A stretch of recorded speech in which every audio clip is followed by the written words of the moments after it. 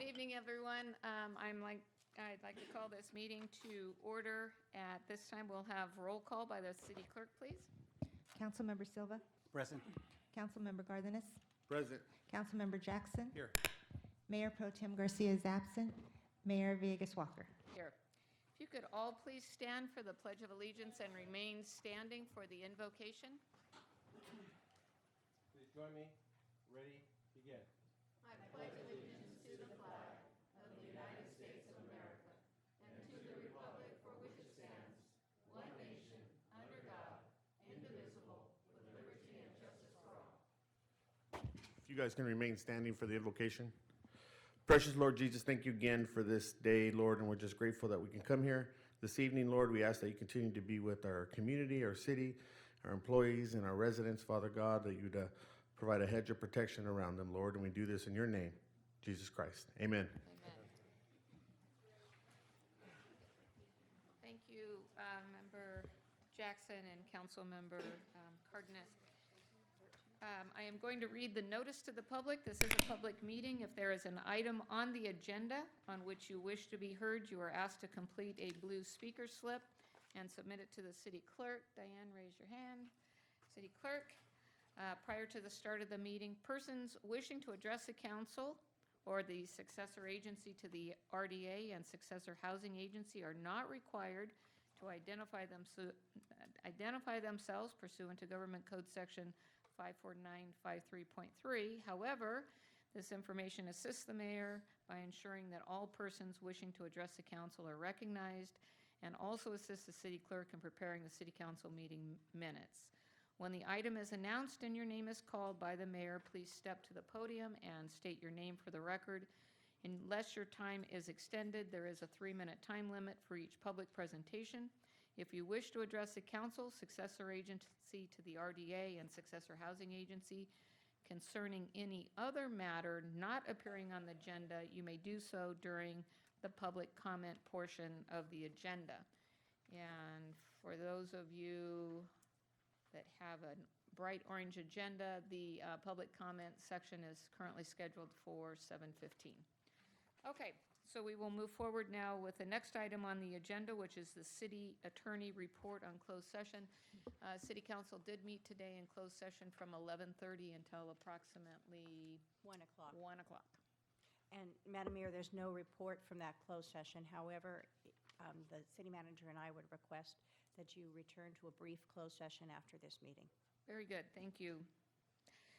Presentations and announcements by the mayor. I will report out on those during the task force report and mayor and council member reports towards the end of the meeting. At this time, we'd like to move on to our scheduled public comments, and this one is just off the charts fantastic. Item number 1 on the agenda is the introduction of the El Centro Police Department Explorer Program. Chief Johnson. Good evening, Honorable Mayor and council members, city manager. If this is what I got to do all the time as a chief of police, these would be very exciting times. But, you know, this is really a historic moment for us as a police family and as a city. We have not had an Explorer program for many years, and I'm delighted to have 12 of our 13 Explorers here this evening. One of them had to have a medical procedure and could not be here, but I'm going to allow Detective Chopa to kind of give you a little bit of an overview of what our young future leaders of our city have gone through to graduate and become a member of the El Centro PD's Explorer program, and maybe do a quick introduction of some of his fellow colleagues from the police department that were instrumental in the guidance and direction of our Explorer program. So with that, Detective Chopa. Fantastic, thank you. Good evening, Council. Good evening. I'm here this evening. I wanted to present to you guys our post-1908 Explorer program. I can tell you that over the past 6 months, our Explorers have been working extremely hard and rigorous to present a quality product to the city. They've been looking forward to participating at city events and overall to show, again, a product of excellence overall to the city. And they do have my word that they've been working extremely hard and diligent in doing such.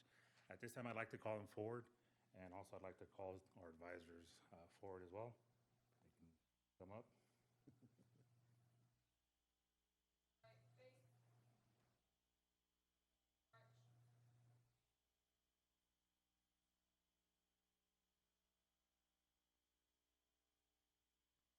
We have a brief introduction. They're going to go ahead and introduce themselves individually really quick, and then we'll carry on.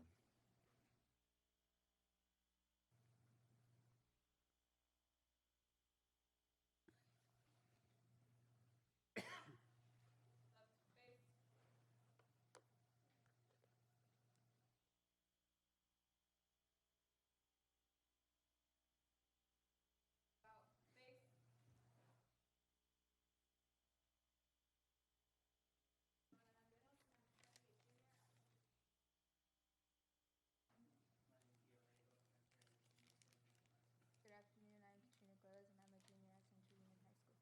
Good afternoon, my name is Giselle Anguiano, and I'm a junior at Central High School. Good afternoon. I am Don Rose. I'm currently a junior. Good afternoon, I'm Karina Valle. Good afternoon, my name is Giselle Machuca, and I'm currently a junior at Central Union High School. Good afternoon, my name is Elizabeth, and I'm a junior at Centro Union. Good afternoon, my name is Carla Valle, and I'm currently a senior at Central. Good afternoon, my name is Karen Valle, and I'm a senior at Centro. Good afternoon, my name is Omar Rosas. I'm currently a junior at Centro Union High School. Good afternoon, my name is Mark Hernandez. I'm currently a junior at Central Union High School. One of the things I also really quickly wanted to point out is Mr. Omar Rosas here. His coaches spoke very highly of him at Central Union High School in his football career over there with them. He voluntarily elected to skip out this season to show his commitment to the program as well.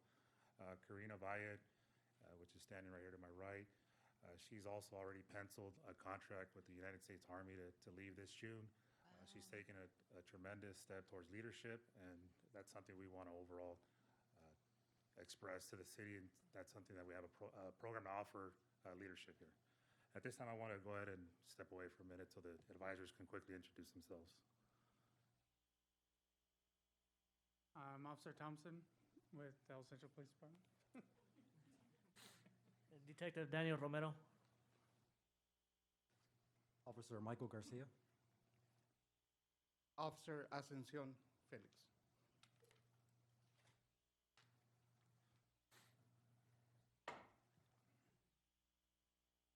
Mayor and council, I'll just conclude by saying what you're seeing right here is the future, not only of the El Centro Police Department, but our future leaders in politics, whether it's our educators, our doctors, our nurses. I can tell you that these young folks, I'm so proud to be a part of this program. It actually was something that was started before I became the chief of police. I think all of you know that my commitment to our youth programs, and this is just a start of the beginning of really the future leaders that we are going to mold and develop in our community. So thank you for recognizing them this evening. And turn this back to council. Do we have some questions or? Oh, it's pretty intimidating. I know.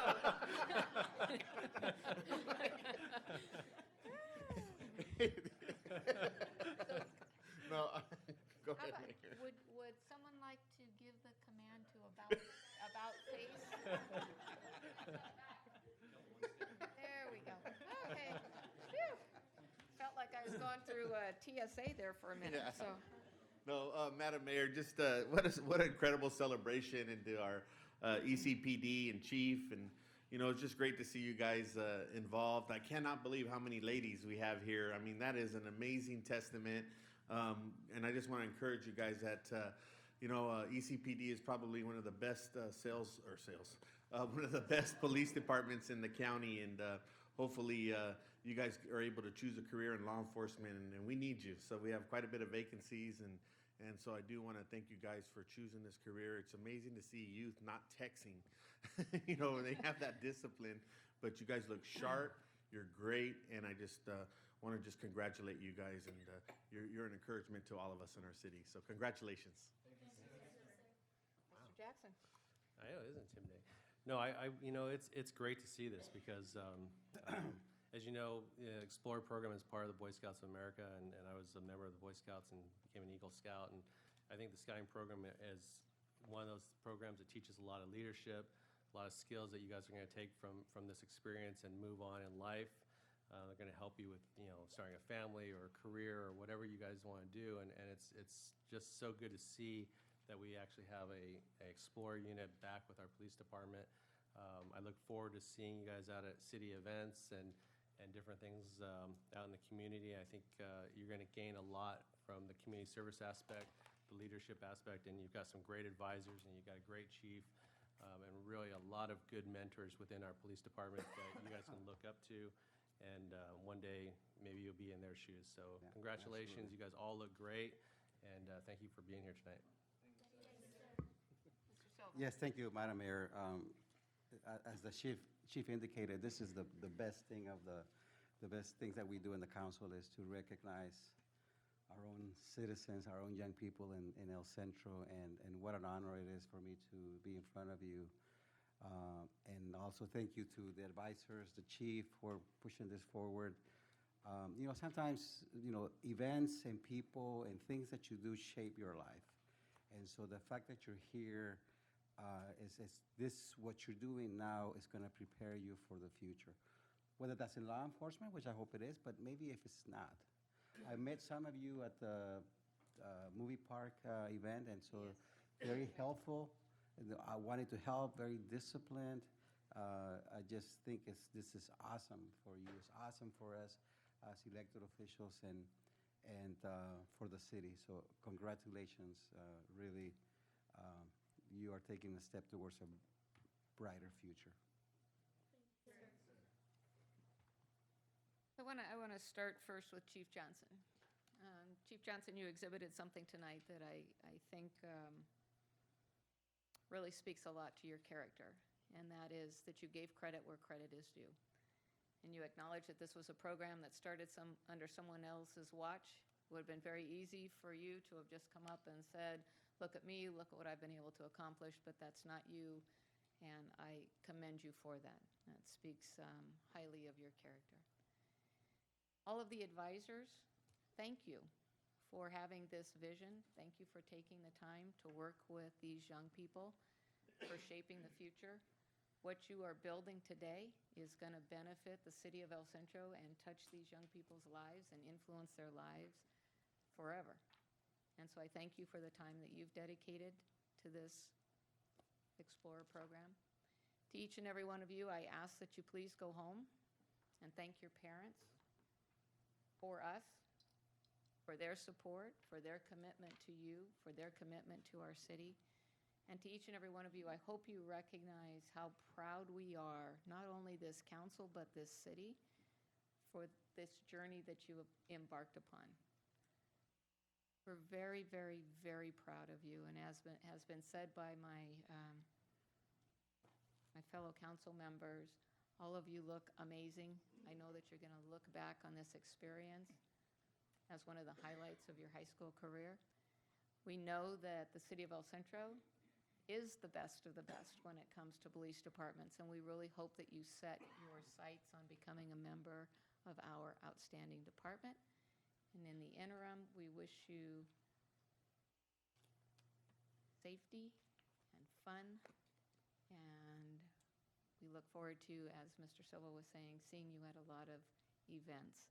From the bottom of our hearts, we express our gratitude to each and every one of you for choosing this path, and thank you very much. Thank you, Madam. Can I say you're dismissed? Hey, you are, oh, I'm sorry, you're dismissed to take a picture with the council. Okay, we'll be right down.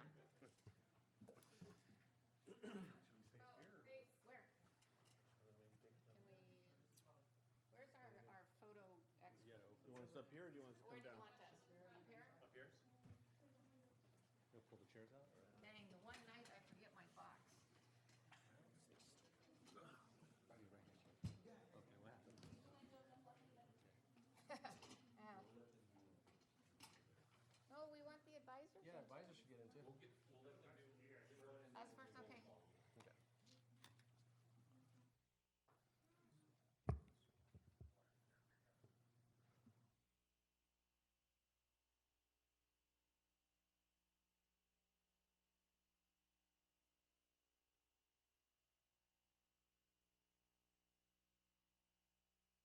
Outstanding. Thank you. Advisors?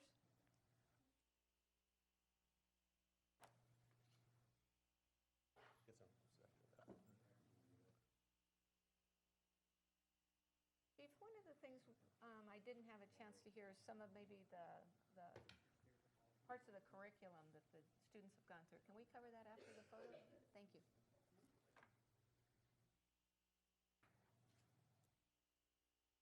Wider angle.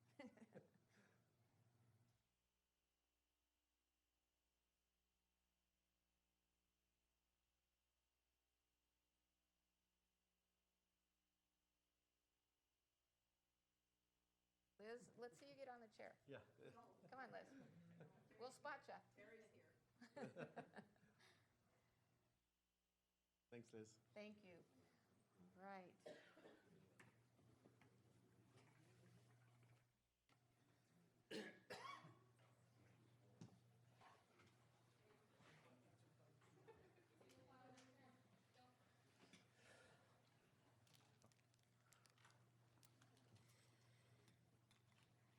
I'm thinking the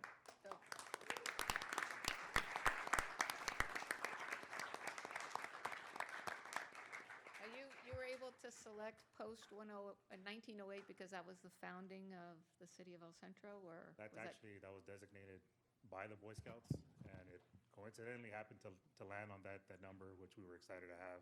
Seriously? Yes. That was just a coincidence. Total Wow. coincidence. Boy Scouts of America that sent us that number. Just real quickly, I did want to point out, part of their curriculum was, their training was a 3-month training program. That training was basically throughout the summer, the intense summer. They were intense physical training. They did push-ups. They were scolded at many times, and they were oftentimes given the opportunity to, if this program is a little too intense for you, you're more than welcome to leave. However, each and every single time, with pride, they stood up and said, no, we're part of this program. Not one person ever took us up on that offer. And the only reason we're missing one today, again, is reminded he did have a medical procedure and couldn't join us this evening.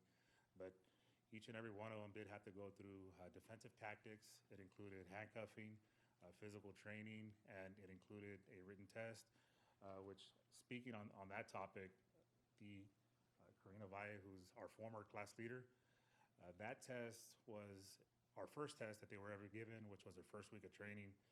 That test was written with the purpose of inducing stress, and by no means was it intended for anyone to pass it. She passed it 100% on her first try. So just, again, gave us a good sense of satisfaction that they're here to provide a commitment to us in the city. Thank you very much. Thank you for your time. So much. I have one question for the explorers. How many of you are related to someone either in the military or law enforcement? Could you please raise your hands? Good. All right. Well, again, thank you so much to everyone that's participated.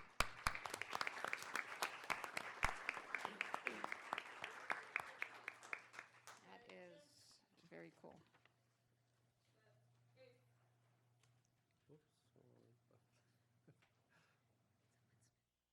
That's funny. What a coincidence. So they're post 1908, and that was the year that the city of El Centro was founded. I just find that it was meant to be then. It was meant to be. The next item on our agenda, item number 2, is a presentation from the Imperial County Air Pollution Control District. Hello. I'm gonna give you copies. Okay. Thank you.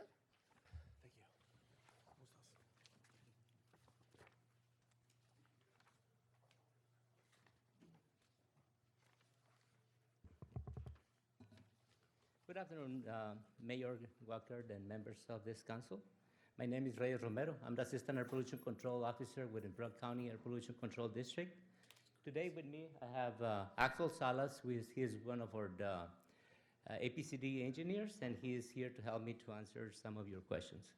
On September 11, 2018, the Air Pollution Control Board adopted Rules 428, wood burning appliances, and Rule 429, mandatory episodic curtailment of wood burning.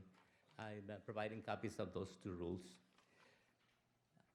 I'm here to give you a very brief overview of what these rules are about. But before I start, I want to give you a couple of reasons that we had to, for which we had to adopt these rules.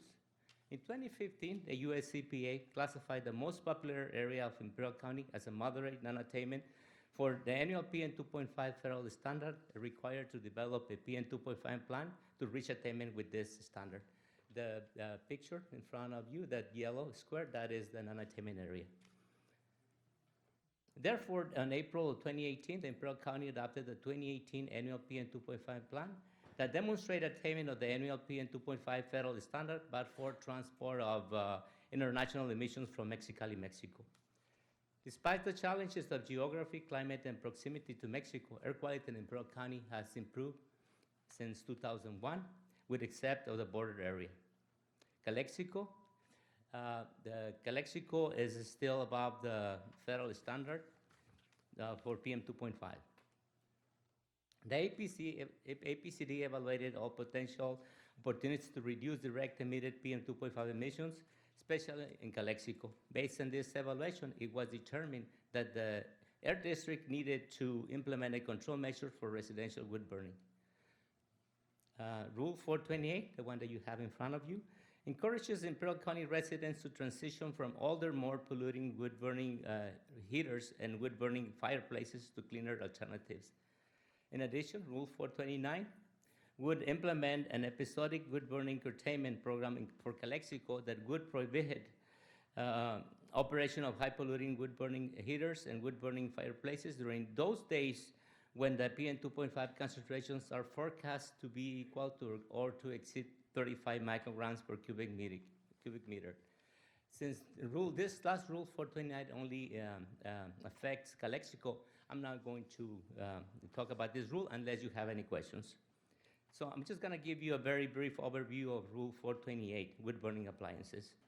This rule was adopted on September 2018, as I mentioned before, and will become effective April 12, 2019. This rule is applicable to any person who commercializes, operates, or installs indoor or outdoor wood-burning heaters with all Imperial County PM 2.5 non-attainment area. Rule 428 provides an exemption for devices that are fueled exclusively in natural gas and also provides an exemption for cook stoves. The most important part of this rule is that this rule requires all new wood-burning heaters that are sold, installed, or transferred that must have the most stringent EPA certification as currently enforced by EPA. In addition, this rule requires that no person shall sell or transfer any real property that contains a wood heaters without first assuring that this heater meets all EPA current certification. And I can entertain some questions if you have any questions. Do you have questions? Oh, I have yes. questions. Yeah. Okay. So if I understand you correctly, then what you're saying is if you have a resident that has a fireplace and they look to sell that home, you're saying that this rule now mandates that the seller of the home has to either take that fireplace out or refit it with an electric heater before the sale? Not necessarily the electrical. It is in natural gas, or it can also be the good Well, anything other than heater. wood. Yes, but it has to be certified by EPA. So you go to the store, you go to any of the retailers in here, and then buy the heater, and that has to also have a certification, and a sticker in there that says EPA certified. Okay. You can install those up there. So Mr. Cardenas helped me with the word I was searching for. So basically, this mandates that a homeowner has to retrofit their home. That's correct. With a non-wood burning fireplace. Or the compliant, EPA compliant heater. So, Okay. Can I just follow, because I was going to ask, so it sounded to me, Reyes, like you said that if you have a wood fireplace Correct. and you sell your home, Right. you can still maintain your wood fireplace, but you have to retrofit it to meet certain standards, or? That's correct. Or That's wood is EPA not? No, yeah, wood is still Still an option? An option, but it has to be a heater that is certified by EPA. Huh. Question? Can you explain the retrofit that allows a wood fireplace to somehow comply with the EPA provisions that are in this ordinance? Yes, it will require some construction, but it can be done. There is good heaters available, in the market, that meets this certification. You just buy it and install it, and the same place, where you have your fireplace. But it still allows you to burn wood? Yes, absolutely, But as long as is a certified good heater. So how do you expect to get compliance on that? So is this something that's tied to the actual sale documents now of a home? We're reaching out to the cities' planning departments. We're hoping that the cities can help us, to implement this mandate. I currently sit as an advisory member for the Imperial County Air Pollution Control District, and so one of the things that we suggested to them is they reach out to the Imperial County Association of Realtors and also provide them an update on some of the upcoming mandates effective April 2019. So there is going to be some discussion about it, and I also want to preface by saying that the Imperial County Air Pollution Control District, they are punching back when it comes to these types of mandates. So it's just not them just saying, okay, we're going to accept it. There's a lot of back and forth that's going between our county and the state to so that they can understand what the impact would be on something like this. So, but they are advocating hard for our community. But it's just these unfortunate circumstances that we have in terms of air quality that's mandating these types of changes. And that is correct. That is correct. I mean, there's a lot behind, all of these rules, And then one of the things that I would like to mention is that this, like I mentioned before, this rule was adopted on September 2018, and it becomes effective on April 12, 2019. So the reason for that is because the APCD is committed to implement an incentive program to help, all these residents, which still have a non-certified, operates non-certified good burners, to retrofit, So what is the anticipated cost for someone to retrofit? We don't have any estimates yet. On the market, we have seen is those heaters. It costs about $600. Okay. The installation is separate. But like I said, what we had seen on the plan, the incentive program that we're committed, to implement. That would include also some funding for the construction, for the retrofitting. $600? That Plus installation. plus installation? Okay, so, And we don't really, we had conducted some surveys, and there's really not much of those not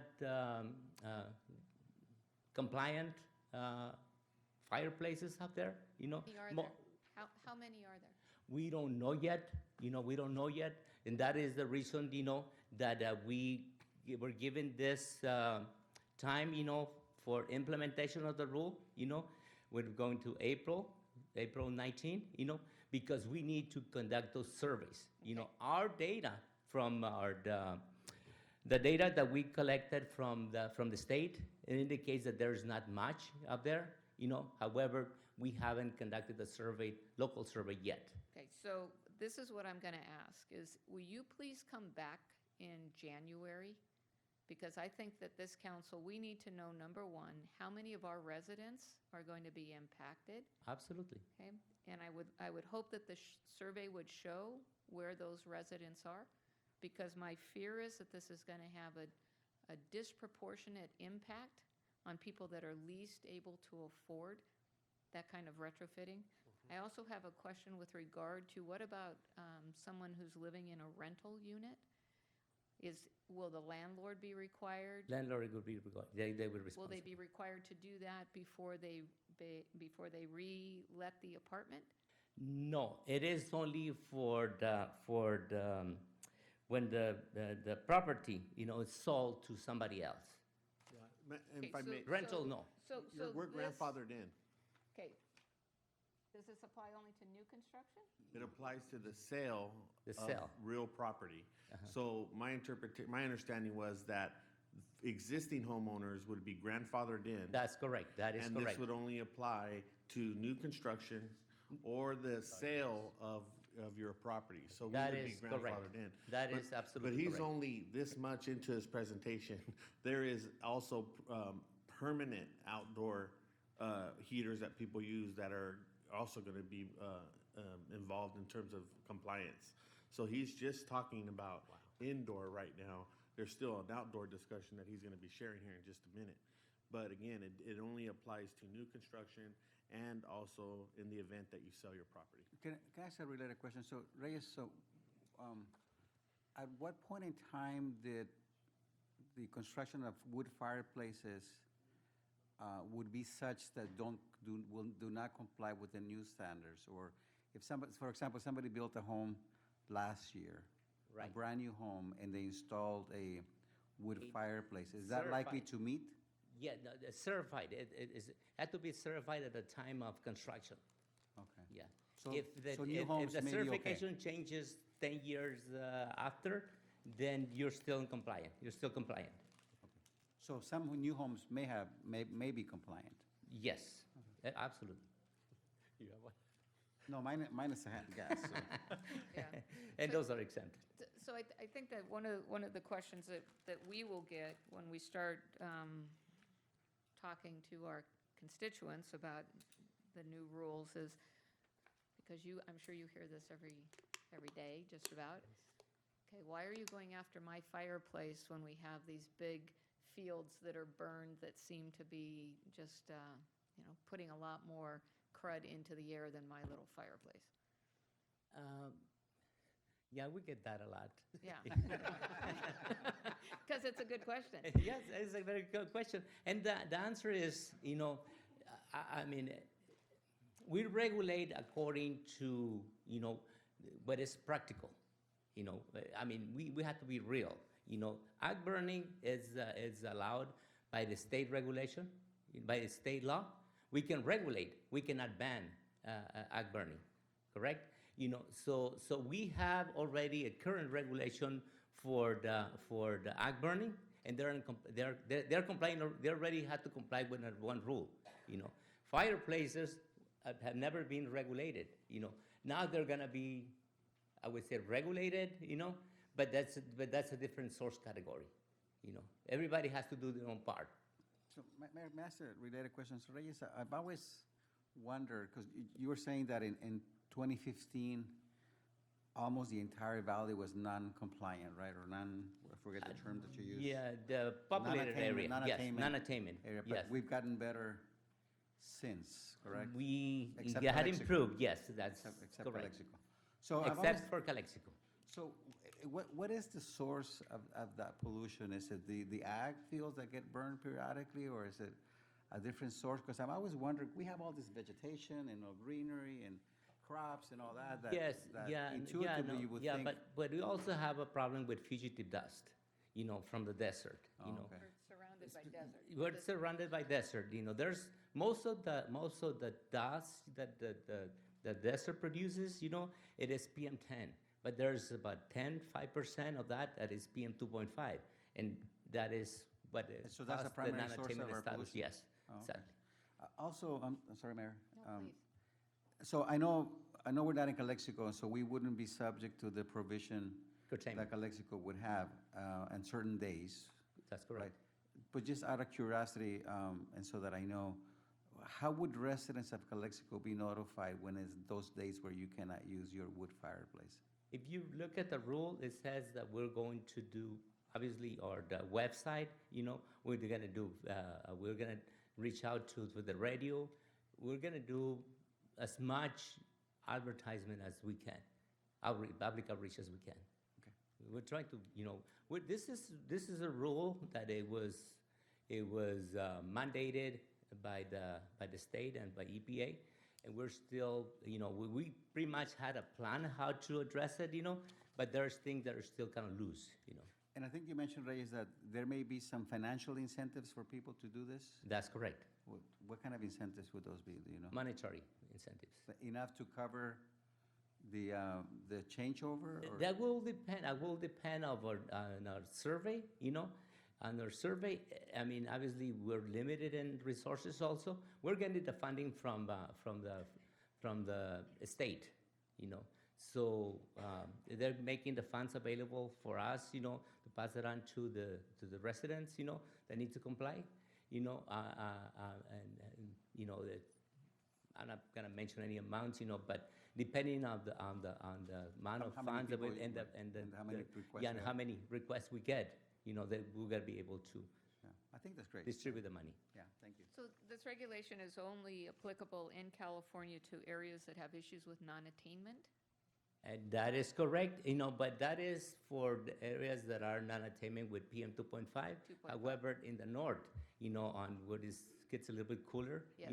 But they're more wood burning, that this rule is very common. Another question. Yes. What is the penalty that's associated with the enforcement of this? That it goes through our enforcement compliance department. We don't have a set amount. As a matter of fact, that was one of the when we were developing the rule. That was one of the requirements that EPA had. For us, they put an amount. What would be the fines? Define the fines. That would be imposed to people who delinquent, the rule. We refused to that, because we wanted to leave it open, for the, because, sometimes, if it is the first offense, sometimes the first time that you catch somebody burning, violating the rule, then you can be a little more flexible. And I can certainly understand that and respect that. My fear, though, is that if there's not a structured fine system, then you have There is already the structure, but it is through our compliance department, just like any other. So what's the range? Good $50 to $500, Okay. depends on So- the fence. So let's say resident A gets caught burning his fireplace and he gets fined $50. What's to say resident B that's doing the exact same thing because the makeup of the compliance committee or whoever's regulating or whoever's deciding what that fine is doesn't fine that person $200? If there's not a structured system, then there's a potential for Like what I'm s- bias, or there's the potential for an unequal level of what you would consider justice, I guess, as far as the Yeah, fines. there's a structure already. What I'm saying is that I don't have the numbers right now with me. You're asking me for an amount. I don't know yet. We would need to go to the compliance department and figure out what. They haven't really been set yet. Yes, already been set. So when you come back in January, will that be set by January, perhaps? Well, we can bring some information, absolutely. Okay. And then, Also, I'm sorry, Mr. Cardenas said something about in the future, we're going to be facing similar for outdoor. restrictions on outdoor fireplaces? And not for the Centro, that is more for the Calexico, okay. for the curtainment, for the curtainment. There is no outdoor certified wood burning appliances. But there is a reference on page 2 under C as in cat 13 to indoor or outdoor device. Yes, It is but this, applicable to outdoor but that is devices. for 429. And 429, if when there's a curtainment, for the wood burning, Okay. residents cannot. Right, but the definition is included in 428. So 420. So that makes it, I mean, the definitions are consistent in 428, 429, but the reference then to outdoor device is confusing in Rule 428. Yeah, but if you go to E.1, what the requirements are, it says that it is very clear that it's only wood heaters. think, Madam that Mayor, complies with the certification. the first two pages are only definitions. I think that's. Right. Yeah. So can we just clarify, because maybe I got a little confused too. So the outdoor permanent fixtures, those will not be Certified. certified? There's no, unless there are permanent, that are affixed to something. And they can have a certified wood burner. Because I know we talked about this. If we have an outdoor permanent fire pit, that would be regulated in the city of El Centro. Is that true? We changed that because availability of certified equipment. You know, like if you have one of those we call it chimeneas, you know, they put one of those, you know, outside. Those are not certified. You cannot ask for something that is not available. You know. So what you're So saying we is- make it we moved the requirement to 429, which is the curtailment. So if I have a wood, I don't have one, but if I have a wood burning, if I had a wood burning pizza, brick pizza oven in my backyard, could I still use that or no? But that is for cooking. And Yes. cooking stoves are exempt. Oh, Lucky good. you. So if we have an outdoor fire pit and we throw a grill over the top on of it. it, and throw a hot dog That on is it. for cooking, yes. All right. Okay. So But that is not what these rules are about, you know. This is rules they're trying to find exemptions, you know. This is trying to reduce, you know, for the community to be aware that, you know, Right. for their own benefit, they need to reduce emissions. Right, okay, and we understand the importance of the non-attainment, because we know that the economic penalties to this area, to continue to be a non-attainment area, are very severe. That's I correct. mean, EPA could essentially come in and shut us down if we continued with our non-attainment. So I understand the importance. My fear, though, goes back to something that I said earlier, and that is that it's going to have a disproportionate impact on folks that are least able to afford the retrofitting. Like I said, there's incentive programs, you know. And that's what we want to hear about, Yeah, too. there's incentive programs, and that's what I'm saying. You know, we're committed. We're committing with the rule, with adoption of the rule. We're committed to implement an incentive program. You know, we're going to reach out to all this non-compliant residents. You know, and then you know, try to convince them, you know, to retrofit so they get in compliance. Okay. So they can avoid any problems in the future. So to follow up, then, we will ask you to come back in January for an update. And then the second thing is, to the extent the Air Pollution Control District puts together any kind of marketing materials or brochures or anything, if you could have those available to us, and we can pass them out through our planning department, okay? Okay. Thank you. Silva, nothing else? No. I have two questions.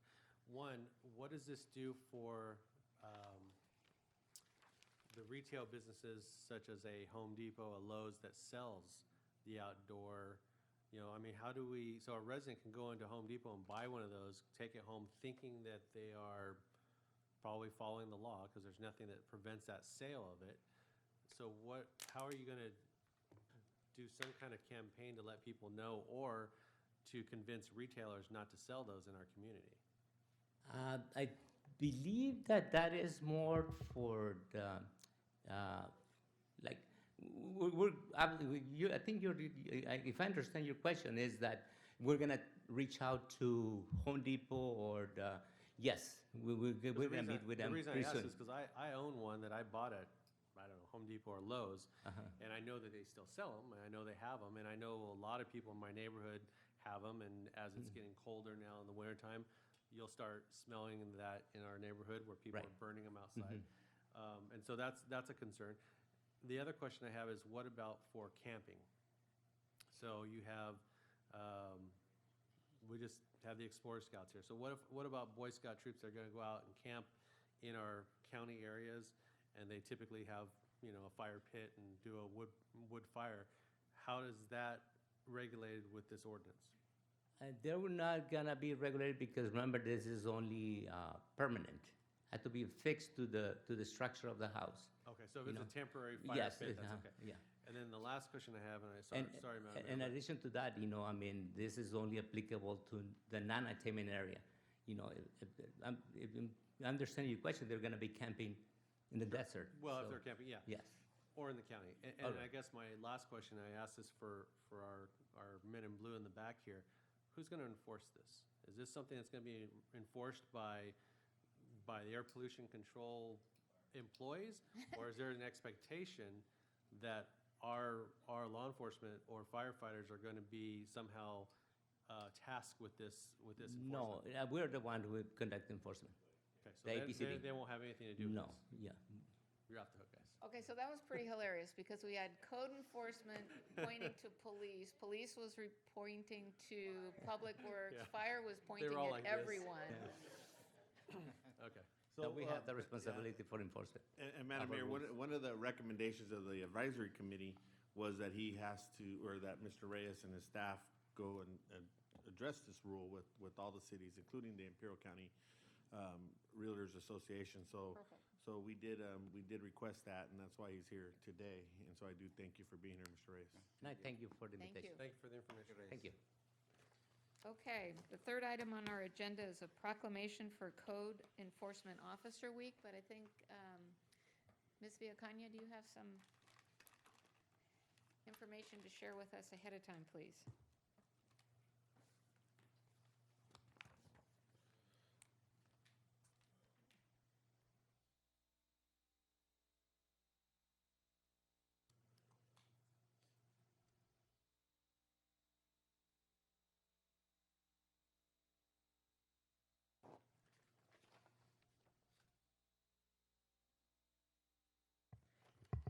Yes, good evening, Honorable Mayor and members of the council.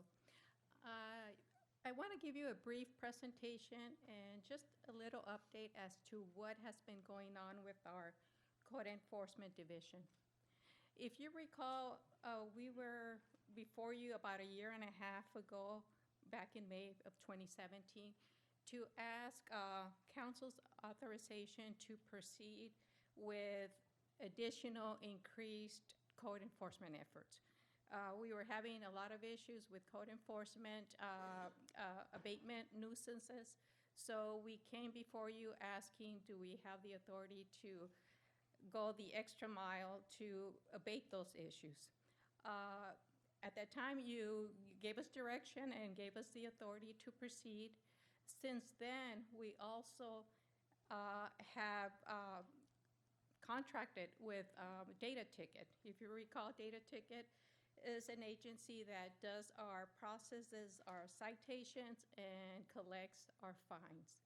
So that has been going on since early this year. This is a slide that was provided to you back in 2017 in May. And basically, our intent was to tackle the most crucial code enforcement cases. At that time, we had 6 cases that were on our radar. And these, I'm happy to say that all 6 properties have been abated. 3 of them have the structure or the residence has been demolished. And the other 3 have been abated by the property owner, either boarded up or made code compliant. So 1953 North Imperial Avenue was demolished. 473 West State was also demolished by the property owner. Then 429 Wensley Avenue was demolished by the efforts of the code enforcement allowance that you provided to us. You provided $15,000 also last year to support our code enforcement efforts. Now, I just want to give you a couple of cases that we're working on. This is one of the ones that it was an eyesore with the city as you drive along Interstate 8. Can I just tell you that this almost caused me to have an accident tonight because as I'm driving down the freeway, I looked and it's totally gone. It looks beautiful. It does look beautiful. Yes. That was So fantastic. we're happy to report that after many calls to the property owner and, working with PD, we were able to get this property cleaned up. and it looks very nice, and it's fenced. The other property that was recently abated is just north of the Fairfield property, and this is 1702 South Fairfield. Again, it was, property has been clean, it's clean, and it looks very nice. Now, we're tackling, we still have other, we've completed some of the more severe cases. We've closed those cases, but then we have other cases that we're working on. I just wanted to give you an idea of a couple of cases that we're working on, which are next on our list, and you would probably be seeing them before you in the near future. The first one is 520 South 2nd Street. This is a fire damaged property that has been abandoned, and we've had many issues in related to nuisance, entering, and so forth. The other property, 210 West Orange Avenue. Actually, this is supposed to be a vacant property. However, as you can see, there's people living there. There's an RV, and the RV is being used as an illegal dwelling. And these properties are probably going to go through the through the city attorney's office. Then, of course, we have 873 Glenwood, which is also probably going to be going through a nuisance abatement process. And then our latest one is 102 East Dannenberg. This is, again, you can see it from the freeway. It's next to the Broken Spoke RV, and it's becoming a place where it's becoming a homeless encampment. Okay. So Ms. Villacana, has contact been made? So I think what we had talked about with our community enhancement task force is that we would always have like a top 10 list that we were Yes. going after, okay? So these next 4 so far that you've identified, 520 South 2nd Street, 210 West Orange, 873 Glenwood, and then the 102 East Dannenberg, have we made preliminary contact with them, or we've just moved them now onto our most wanted list? We've made many contacts with the property owner. The one on Dannenberg, we've had other code enforcement issues not related to this one, and it's just one of those where the property owner lives somewhere else, and so that's where we are gonna go move this up to the city attorney level. Same thing with 873 Glenwood. We've tried to reach the property owner, and I've talked to him, and nothing has been done. Is he a non-resident? Yes, he's been cited also. Both, other properties, there's citations, but they don't pay attention to them. Norma, is on 102 East Dannenberg, is that an actual structure or is that a makeshift? It's pretty creative. It's a makeshift homeless encampment. Okay, so there wasn't prior to this No, that encampment. used to be a sign, the poles that had a sign. There was a sign there. Yes. Resourceful. It looks like a Target shopping cart right there, too. What happened with our shopping cart enforcement? We do have a shopping We cart do. ordinance, so. So we're going to be moving these forward. I also want to give you an update as to what, Anna, our code enforcement officer, has been working on. Currently, we have 250 open cases, active cases. Some of those cases go back to 2014, 2015, But from January 1st to October 16th, we have opened 132 new cases, and 105 cases have been resolved. So we're still working every day. We're getting new cases. So it seems like our caseload continues to increase. Also, I just want to give you a brief report on our yard sale permits. Since July 5th, when it became implemented, the ordinance was implemented, we've issued 170 yard sale permits. And that's in about 3.5 months. Norma, and these are the permits that are free, correct? There was no charge to the... The first permit is free, and then the second permit is $20. But were all these 70 first-time permits, or were there some that were repetitive?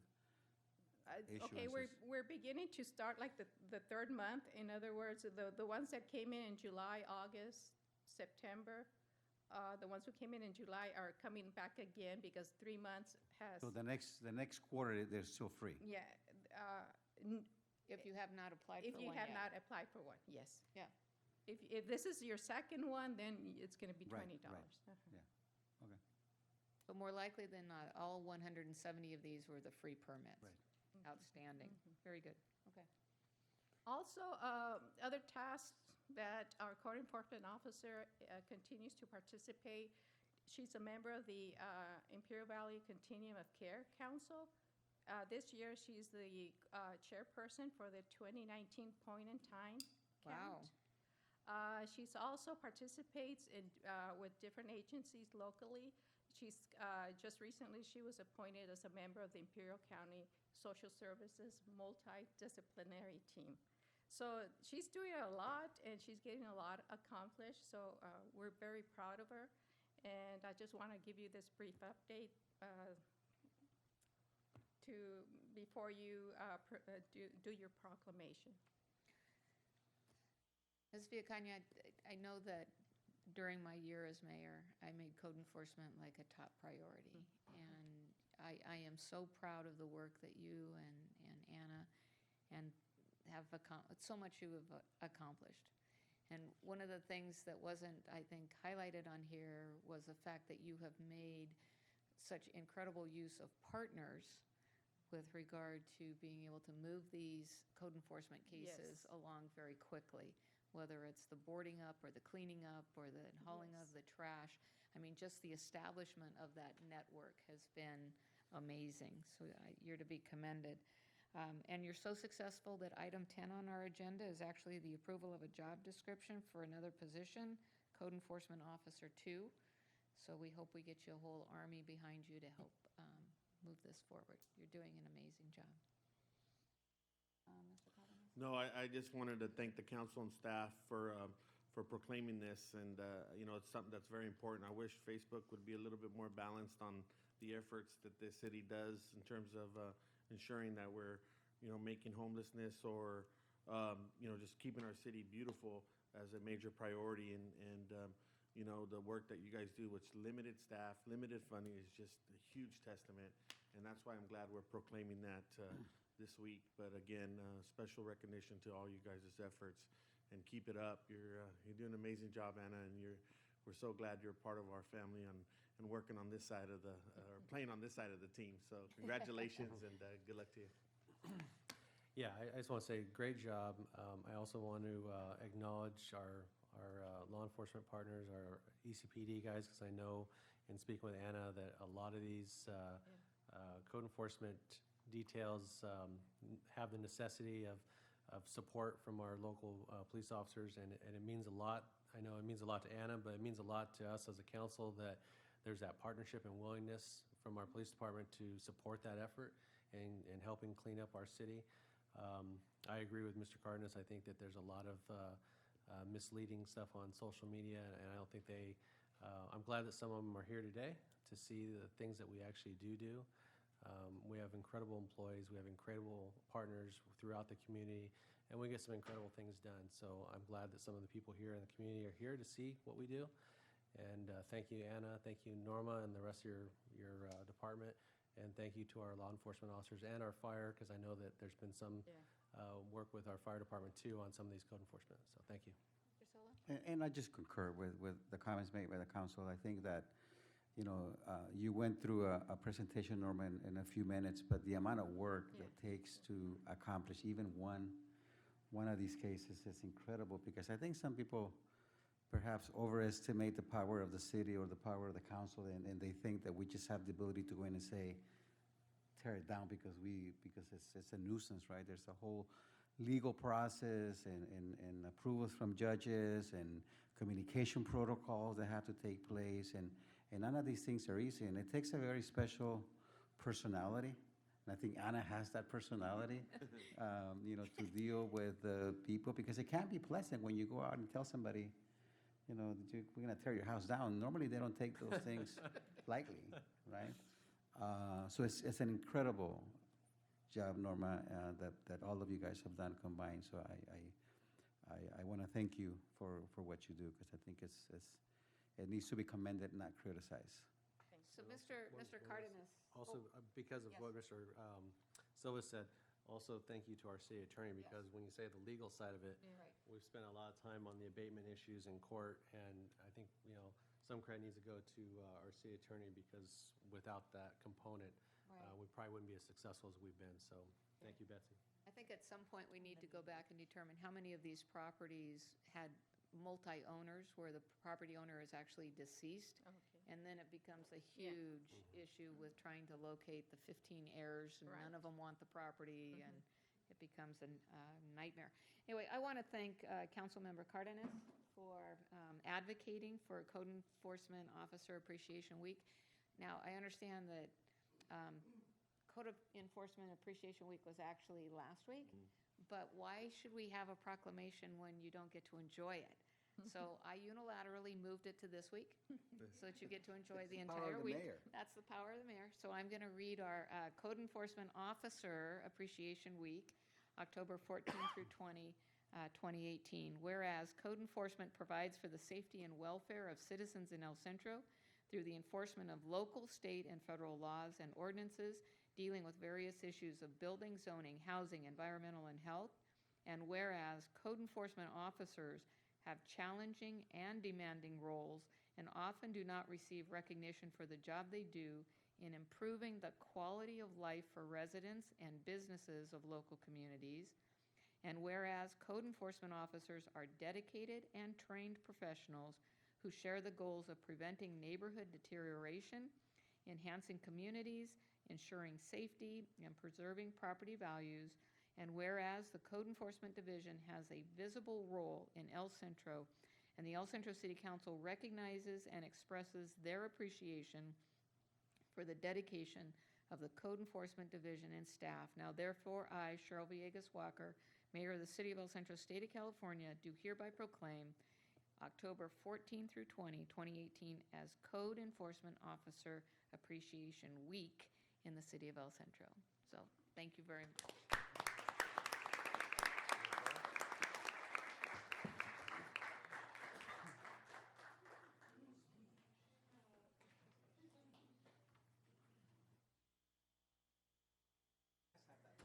I know, perfect. It's because one of these times he's going to open that door and slam it.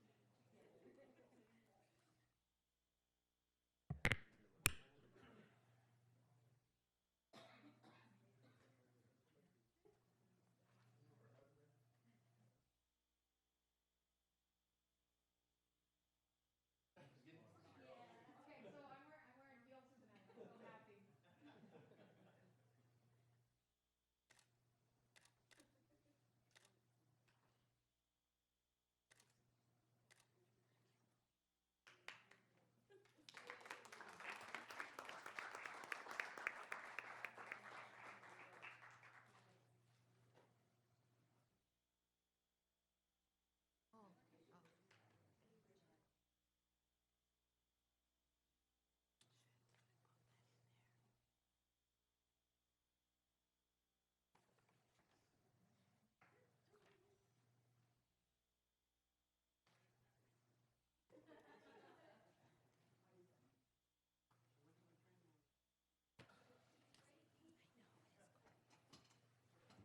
Okay, so our next scheduled public comment is by the Police Department. This will be a presentation by Chief Johnson. Good evening again, Mayor, Council, City Manager. I also would be remiss if I didn't put in a plug for Anna and really all the departments.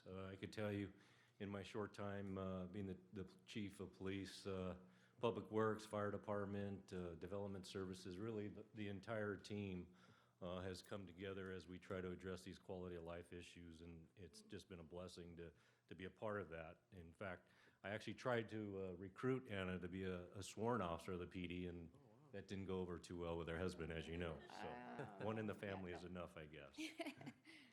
So anyway, to get to my presentation, I was asked, tomorrow actually officially is my 6-month anniversary, so I was asked to kind of do a presentation on kind of what's happening in the police department. And so recognizing that you still have a long agenda, I will try to keep my comments brief and leave some time for any questions you may have. The first area that I really wanted to start off has to do with talking about crime. But before I do that, especially for the residents that are in the chambers tonight and those that are watching on TV, when I talk about crime stats, I always like to preface that and really remind people that they're just that. They're statistics. And so if you've been a victim of a crime like many of us have, they really don't mean a lot. But I think it's still important to kind of paint a picture and kind of let the residents know what are our crime trends and what is happening as it relates to our Part 1 crime year to date. So I'm happy to report our violent crime is actually down 34%, which equates to 56 less victims today than this time last year. And so that's a good thing, right? 56 less victims of violent crime. In fact, we're in negative territory in all violent crime year to date. Our property crime is actually down 11%, and I know a lot of those residents that have thefts and car burglaries and those things, it may not seem like it, but we are actually down 11% year to date, and that's actually 179 less victims year to date as it relates to our property crimes. And so when you look at what we call the Big Eight, the Part 1 property, or Part 1 crimes that we report to the FBI as well as to the DOJ here in the state, we're down 13% year to date. So I thought it was important to kind of start and let the community know really what our crime picture is looking like. We put this out every week and look at these crime stats every week. The next area that I'd like to touch on, it was really one of the key areas that, as I went through the selection process for chief, that the city manager as well as the panels that I spoke to was about the recruitment and retention of the El Centro Police Department. And what I can tell you today, we currently have 1 record specialist vacancy, 2 dispatchers, and 9 sworn positions. And though it's a lot, the national average, or really kind of the trend, I think, is anywhere from 12 to 15%, and we're just a little bit above that at about 16% when you look at all of our vacancies. But what I can tell you, again, not taking credit for this, but command staff and really the folks within the police department as well as HR department have really had an incredible process as it relates to try to fill those vacancies. And I'll talk a little bit about what that looks like. So if we looked at just this last past year, we actually had 191 applicants, 140 of 9 what we refer to as entry level, or those that need to go to a police academy and ultimately get hired, and then 42 of those were actually somebody that is either applied that has police service from a prior jurisdiction, or they have graduated from a police academy. So 191 sounds like a lot, right? And how does that all bear out with the numbers? Well, what I can tell you is by the time we go through the application process to showing up for your written exam, to maybe going to your medical or your background check or your polygraph exam, medical, etc., right? A very extensive process for us to hire a sworn member of the organization. We did a little bit better than national. Typically, we hire about 1 out of 100. But out of that 191, we break them up into groups. And in this first group, which is about 100 applicants, we have actually hired 3 year to date in the last year. 3 very talented young individuals that are doing fine out on their own in patrol.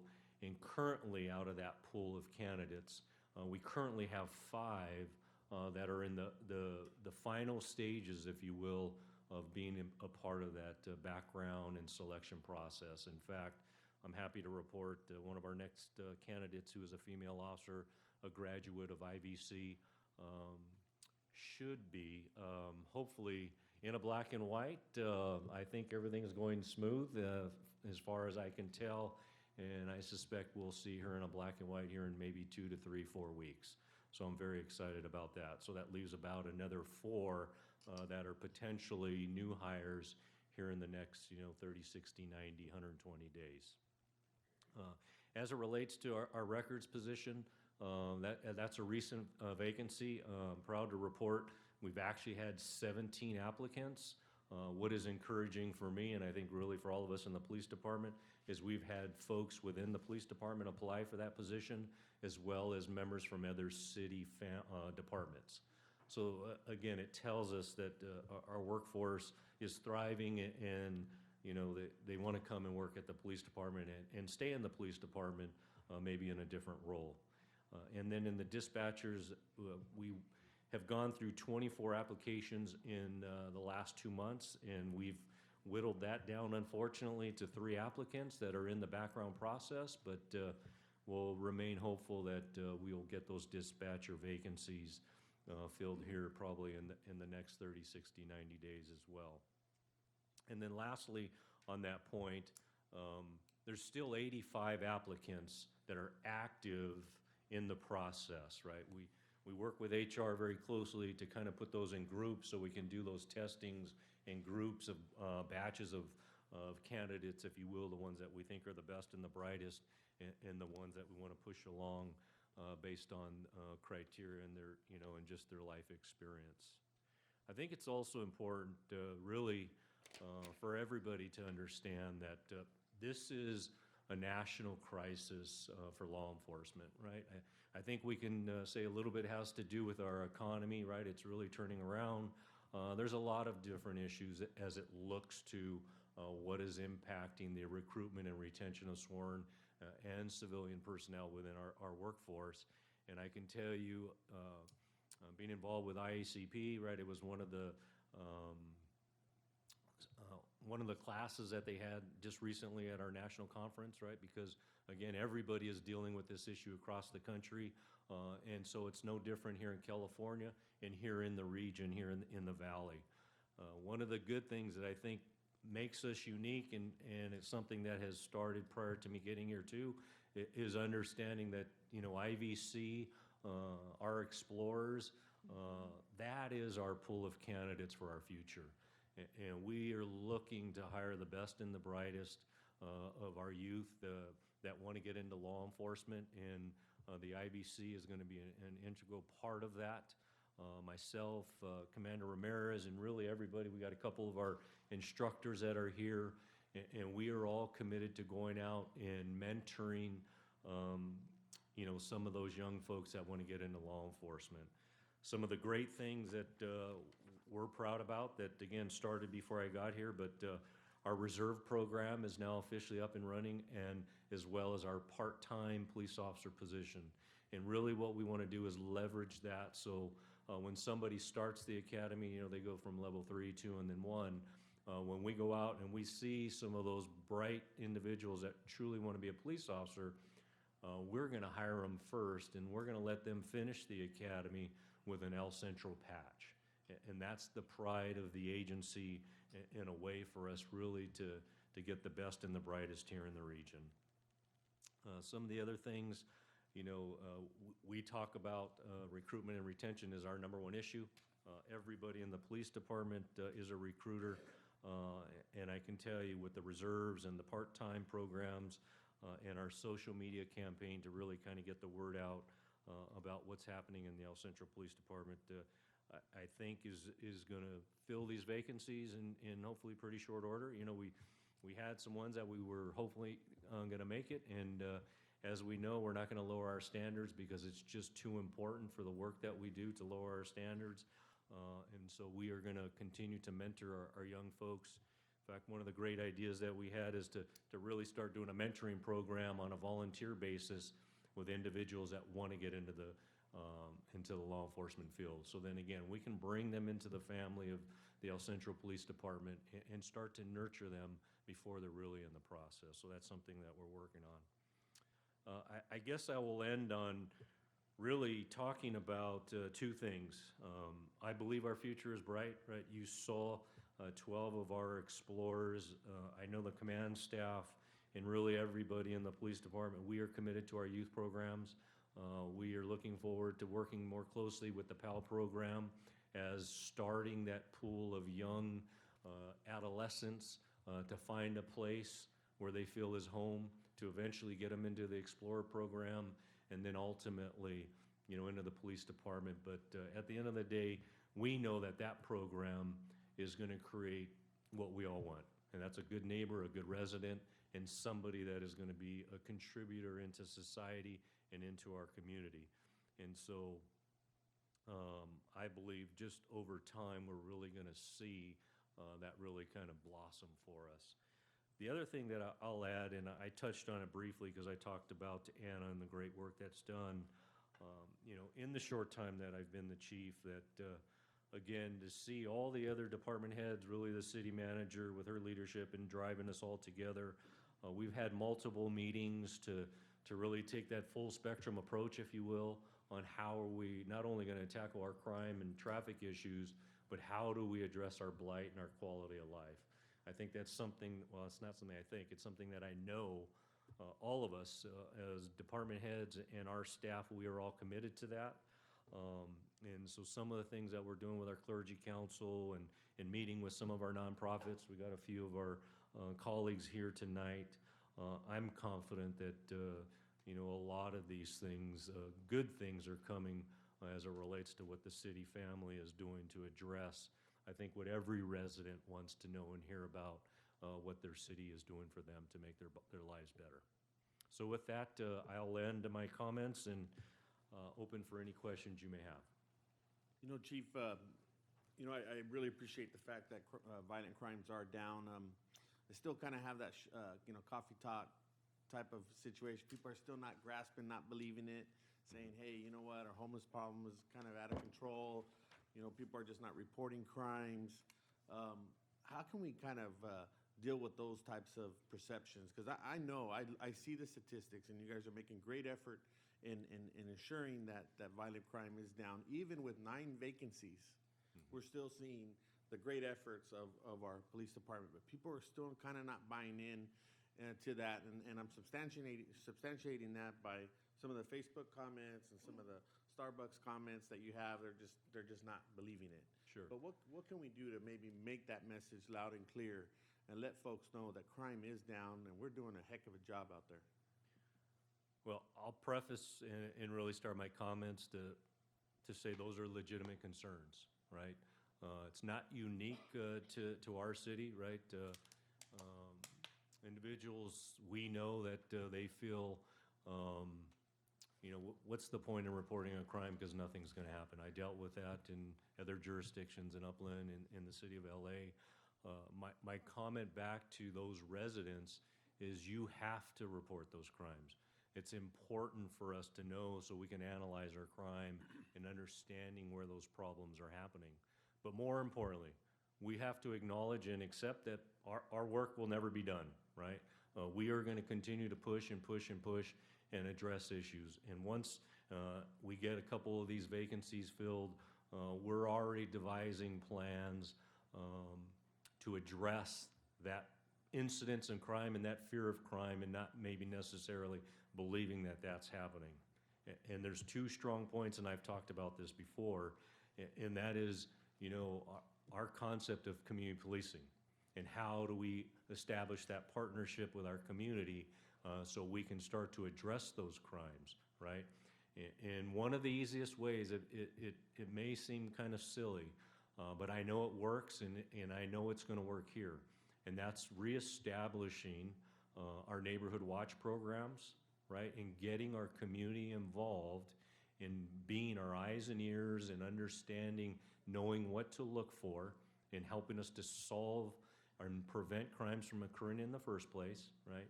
And then we also need to do that business watch, right? In fact, I'm going to be meeting with downtown business owners this Friday because we have a stake in that game as well as our business community, our residential community.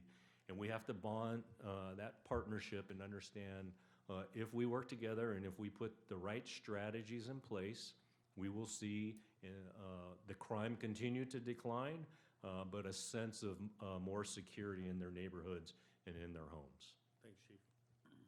Yeah, thanks, Madam Mayor.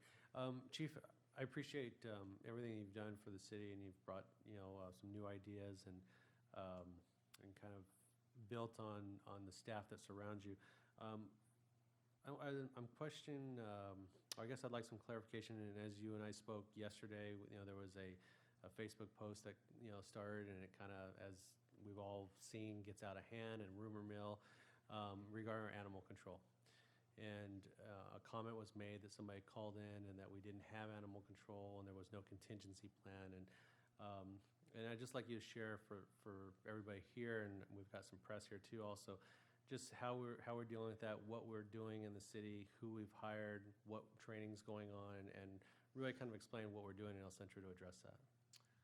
Yeah, so first and foremost, I'm going to take responsibility. There was a miscommunication, but that falls on my shoulders.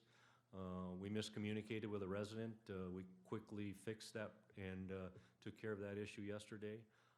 But to the broader issue, I know we've had a challenge with our animal control officers for many years. And for those that don't know, happy to report that we got two very talented young individuals that are in that role full-time now.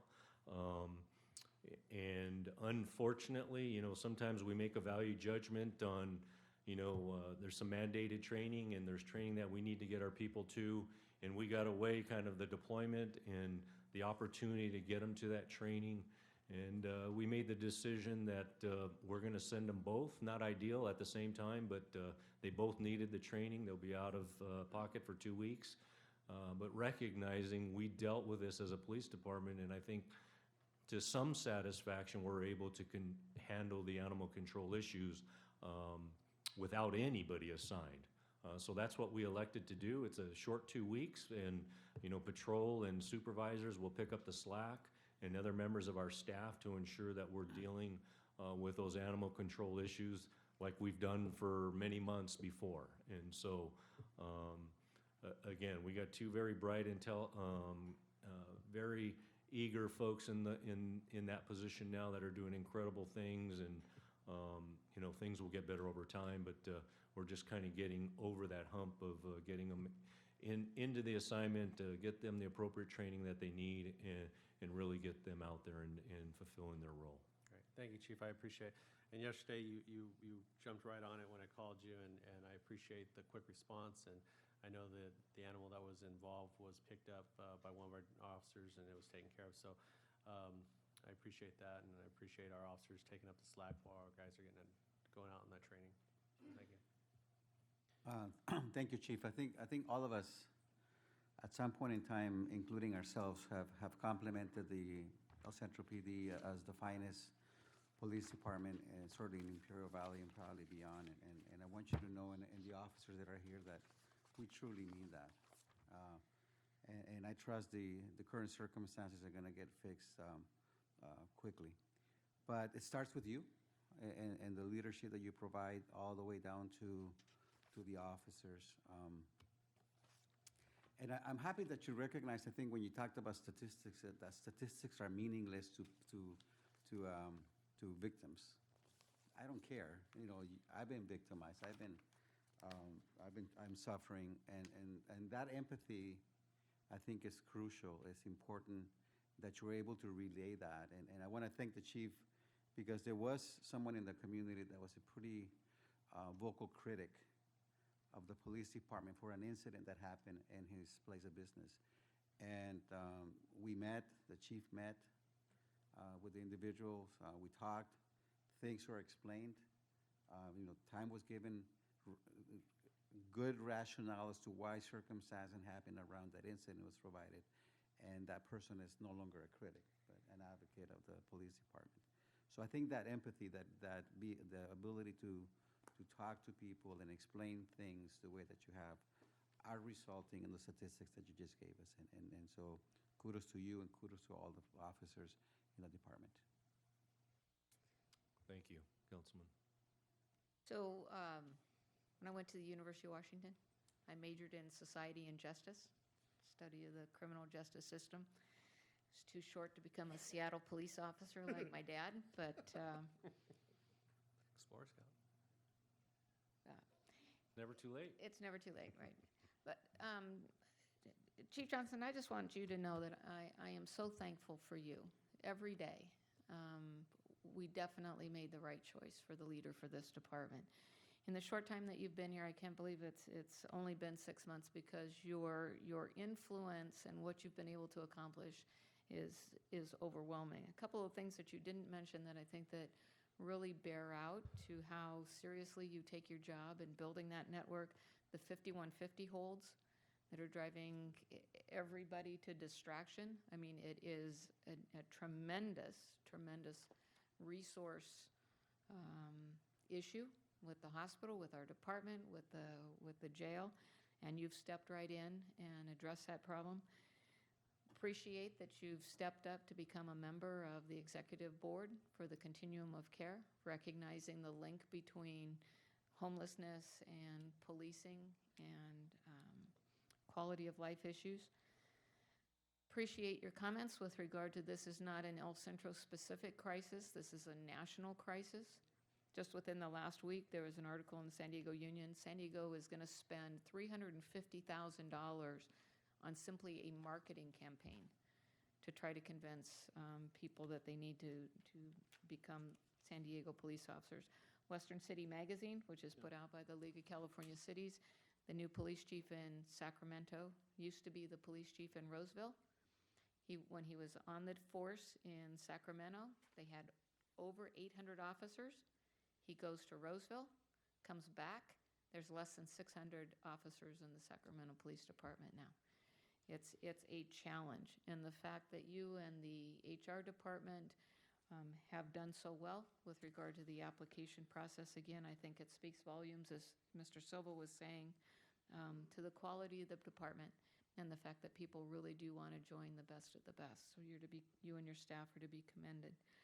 I did want to touch on a couple of the operational items that were identified in the August 2016 report, and I believe that the executive commander, you're tracking the recommendations that were contained in that report. Is that correct? Yes. And we'll probably get an update at our meeting tomorrow, Community Enhancement Committee, or maybe for the full council, you could come back with an update on some of those recommendations. But one of the things that they talked about was, are there opportunities to kind of offload some of the work that our frontline officers are doing? So maybe, I don't want to call it a step down, but maybe allocate a different resource. And one of the things that was mentioned is we have a number of retired law enforcement officers who call this area home. Is there an opportunity to utilize some of their talent in certain areas so that our police officers can maybe be more focused on their primary job functions? So that really speaks to the reserve program, Mayor, and it's a great idea, right?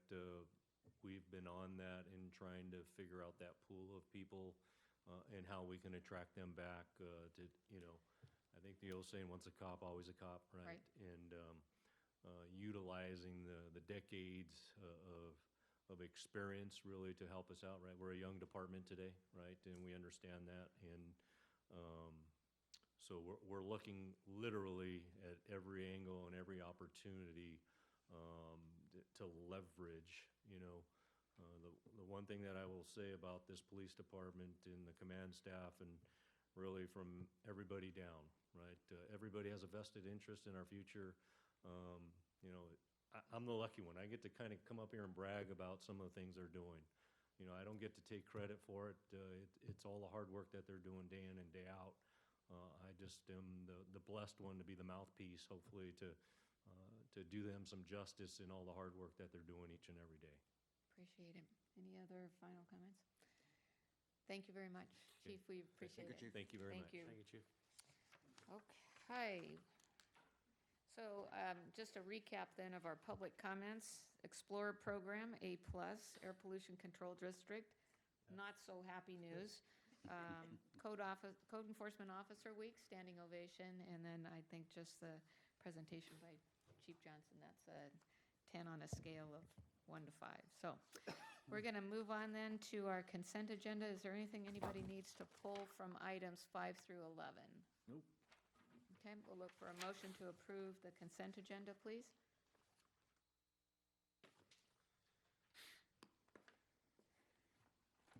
We have a motion by Cardenas. We have a second by Mr. Silva.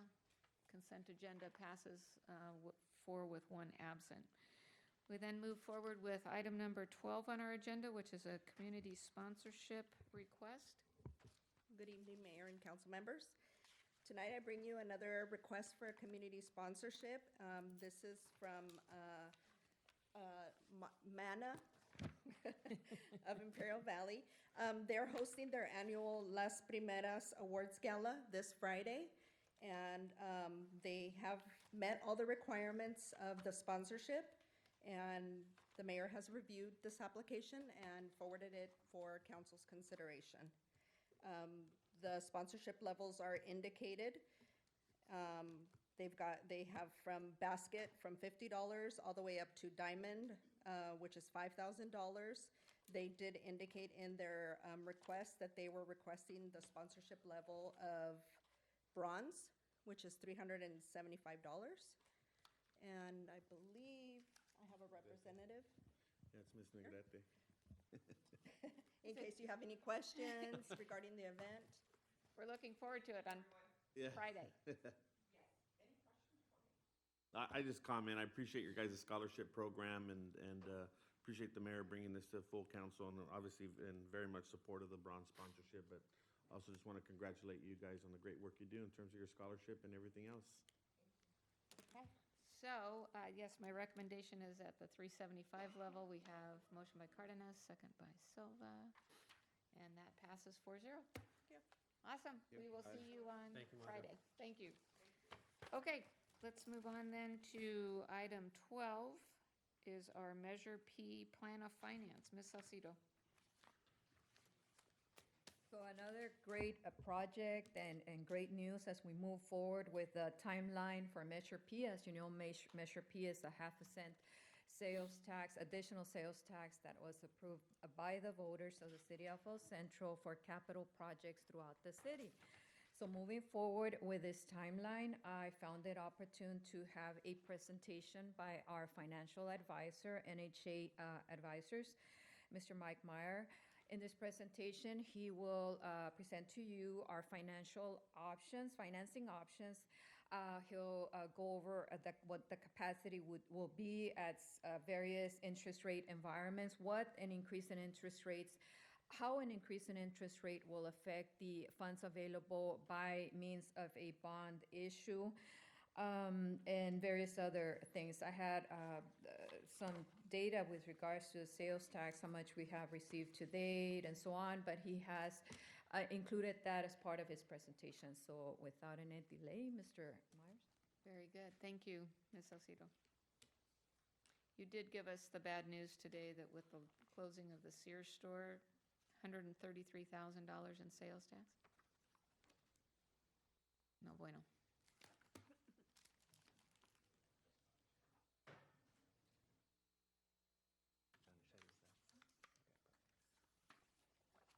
Good evening, Honorable Mayor and council members. Mike Meyer with NHA Advisors. I was here about 6 months ago discussing the successor agency bond refinancing, so it's nice to be back talking about the Measure P funding program. As Leticia mentioned, we did put together a slideshow that goes over the bonding capacity analysis based on current assumptions. Before we get into the actual analysis, I think it's important just to go through the top 3 objectives of this program. Number 1, obviously, is to honor the intent behind the voters' approval of Measure P in terms of the projects that are getting funded, improving facilities and infrastructure, as well as core value city services. I think number 2, it's very important that you get the most bang for the buck in terms of leveraging these monies. So number 1, structuring the financing to achieve a strong credit rating to lower the interest rate. And then if there is any options to obtain matching money, such as grants or other subsidized loans, that's important as well as you try to augment the funds you have for projects. And then number 3 is to make sure that you're also conservative in leveraging these monies and not to over leverage to ensure that the city still maintains strong stability. As a background, the measure was passed in 2016. To date, the city has received about $6.15 million in Measure P revenues. About $4.8 million of that has already been designated for projects. It's the city's expectation that by next June, there will be about $6.6 million in the account. So this is the 1.4 that is left over from the 6.2 that's already been collected, combined with the estimated 5.2 that's being collected this fiscal year. That $6.6 million number is important because as we get to the funding sources slide, there's a few sources of money that we're looking at. So there's the bonding capacity, the bond proceeds. There's also this $6.6 million that's already that the city already has. And then a third source, which I'll go over in a second. It's more than just the numbers. It's also important to take into account some considerations. Number 1 is the bid specs on these projects. So you can't go issuing debt before you know what the projects you're going to fund, what it's going to cost, and have a good idea on the timing. And so we'll go through that in a little more detail later in terms of next steps. Number 2 is construction oversight, bandwidth. So making sure that you don't take on too many projects at once where it's going to be tough to manage and provide the oversight needed. 3 I already went over in terms of, if you are able to obtain other funds such as grants, just to make sure that you accommodate the timing of that with the bond financing process. And then lastly is the financial flexibility in maintaining that. So there's a couple scenarios that we look at tonight, and each one differs in terms of how much of that revenue stream you're going to leverage for debt. In terms of the basic assumptions we used for the capacity analysis, while the city is expecting to collect $5.2 million this fiscal year, we went a little more conservative than that and are assuming a $5 million flat number. The term of the bonds would be 2047, which aligns with the sunset date of the Measure P. And then we are assuming a 4.5% interest rate. And I'd say about a month ago, I would say that would be highly conservative. In the last month, we've seen a spike of 0.5%. So I would say this is still conservative, but not much. And so we did add a slide yesterday, actually, from the first draft, just to show you what some different scenarios will look like if rates keep going up. Can I ask you a question? If you could go back on the slide. So the assumption of the $5 million annual revenue, that assumption carries throughout 2047, or are the growth factors built in? That assumption continues forward. If there is growth, those funds obviously are going to be available, but you can't size a bond transaction based on expected growth in future years, but we will get to that in some charts in a couple of slides. Okay. For the bonding capacity analysis, we looked at 2 options. I would call option 1 the more aggressive option, and that's where the city chooses to commit 4 of that $5 million towards debt payments each year. That means $1 million is left over. That can be used for operations and maintenance, which there will be cost with these new facilities, as well as just a general cushion, just in case there is another recession and those revenues dip below $5 million. You still want to make sure you have enough to cover your debt payments. Option 2, I would say, is the more conservative approach, whereby you're allocating 3 of the $5 million towards debt payments, so there's an additional $2 million each year. On the right is a summary table, and as I mentioned in the beginning, there's 3 sources of money that can be contributed to the projects. There's the bond proceeds. There's the $6.6 million, which is shown in the second row under both options. That's money that the city already has. And then because there won't be any debt payments for the first 3 years on this financing during the construction period of the new facilities, we're assuming that that money will also go towards capital projects. So if you look on the left column there under option 1, we're estimating that you could raise about $47 million. That's by allocating $4 million a year in payments towards the bond, plus the $6.6 million of funds on hand, and combined with another $12 million, which is the amount that's accumulated over that first 3-year period. So that totals about $65.6 million. And then in our more conservative scenario, you could see the bond proceeds go down from 47 to 35 million.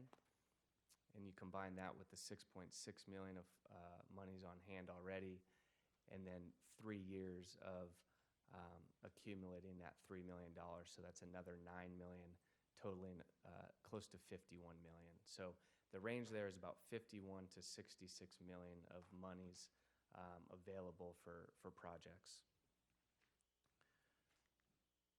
On the next slide is a graphical depiction of those scenarios, and so I won't go through I'll go through this first option 1 because the next slide is essentially option 2, the same chart. So in the top line, the blue dotted line, that shows the 5 million of Measure P revenues grown at 3% a year. So that would be a more aggressive assumption if that happens, and if that does, great. There's a lot of surplus revenue that can be used in the future. The flat line is a more conservative no-growth scenario. That's in the blue line. The blue bars there represent the annual debt payment of $4 million that the city would be making. So that leaves about $1 million there in that gray area below the blue flat line to be used for other operation and maintenance costs. Or other pay-as-you-go capital projects in future years. And then in that red dotted box, that's the first 3 years there where there's no debt payments. That's where that extra 12 million is coming from. So just another way of looking at the two options that were presented on the page before. The 3% growth, it seems optimistic. I think if you look at the last 10 years, it's probably about 3 to 4%, but we have been in a good economy. I think there are a lot of people out there that, are thinking a recession could be coming in the near term. And so I think, a more conservative estimate is looking at no growth from the 5 million. Did you say our growth history has been about 3% growth 3 to per year? 4% over the last 10 Of years. sales tax revenue? What's that? Of In sales tax sales revenue? tax revenue. Takes just one good peso devaluation, and this whole scenario is upside down. And I think that's, and maybe you'll get to it as we move forward through your presentation.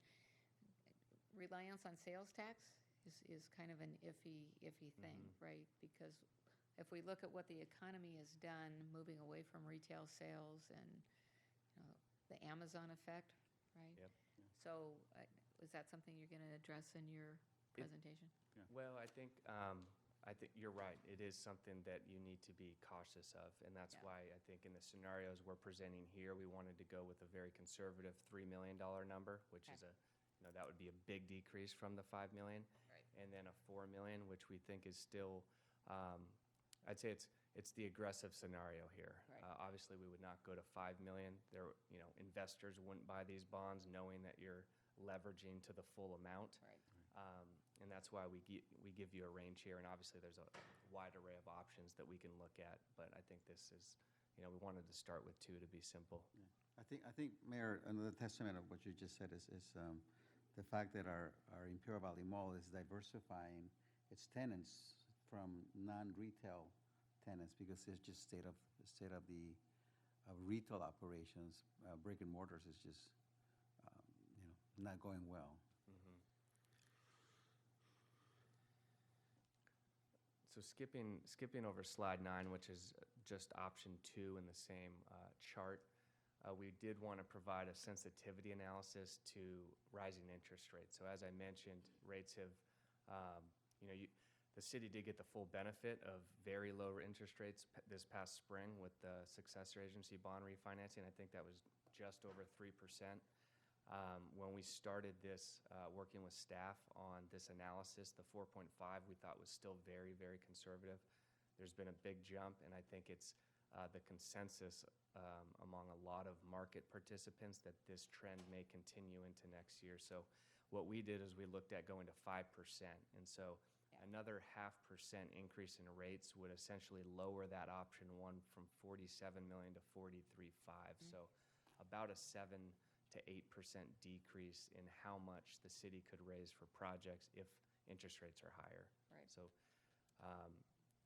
I think in talking to staff, this is, it looks like a spring to summer 2019 potentially, a financing. So it's a long way away from right now. And so I think it's worth looking at these impacts because that's going to be the biggest impact on how much you can Right. raise.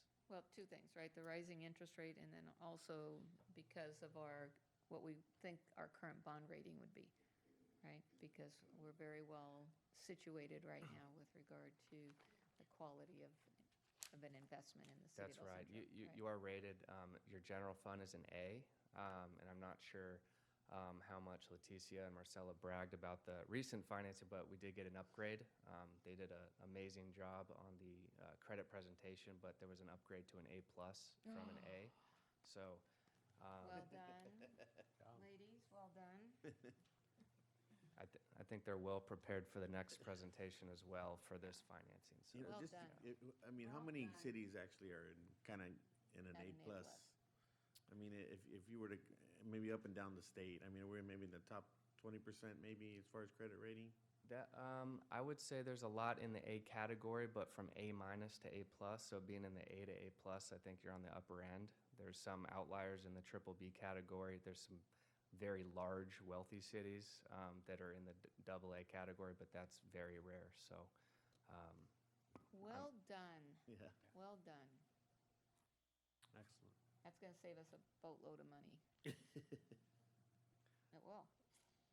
so coming to the last slide, in terms of next steps and timeline to implement, I think that the bond financing process is typically a 2 to 4 month time frame. So that's assembling all the legal documents, going through another credit rating presentation, and the underwriting process.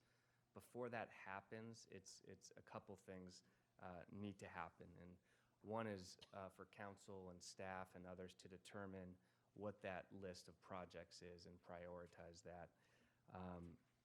And then secondly, determining how much of that $5 million that you wish to allocate towards debt, because that drives the amount that you can raise, which then of course ties to the projects. So, and then lastly, the bid specification. So getting to a point where you feel comfortable that, here's the projects we want to finance, here's what we think it's going to cost, and this is when we can start construction. So obviously a lot more details surrounding which projects will get financed. But then the bond process, you just add another 3 months there to whenever that is determined. So that is our presentation. Perfecto. I have a question for staff. Mr. Campos, if Proposition 6 were to pass, what kind of a hole would that put in our projection for sales tax dollars to be spent on transportation projects?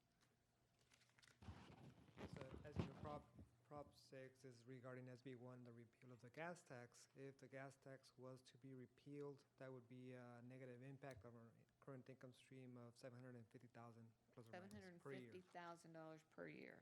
Ouch. Okay. Okay. Thank you. Mr. Silva, did you have questions with regard to this presentation?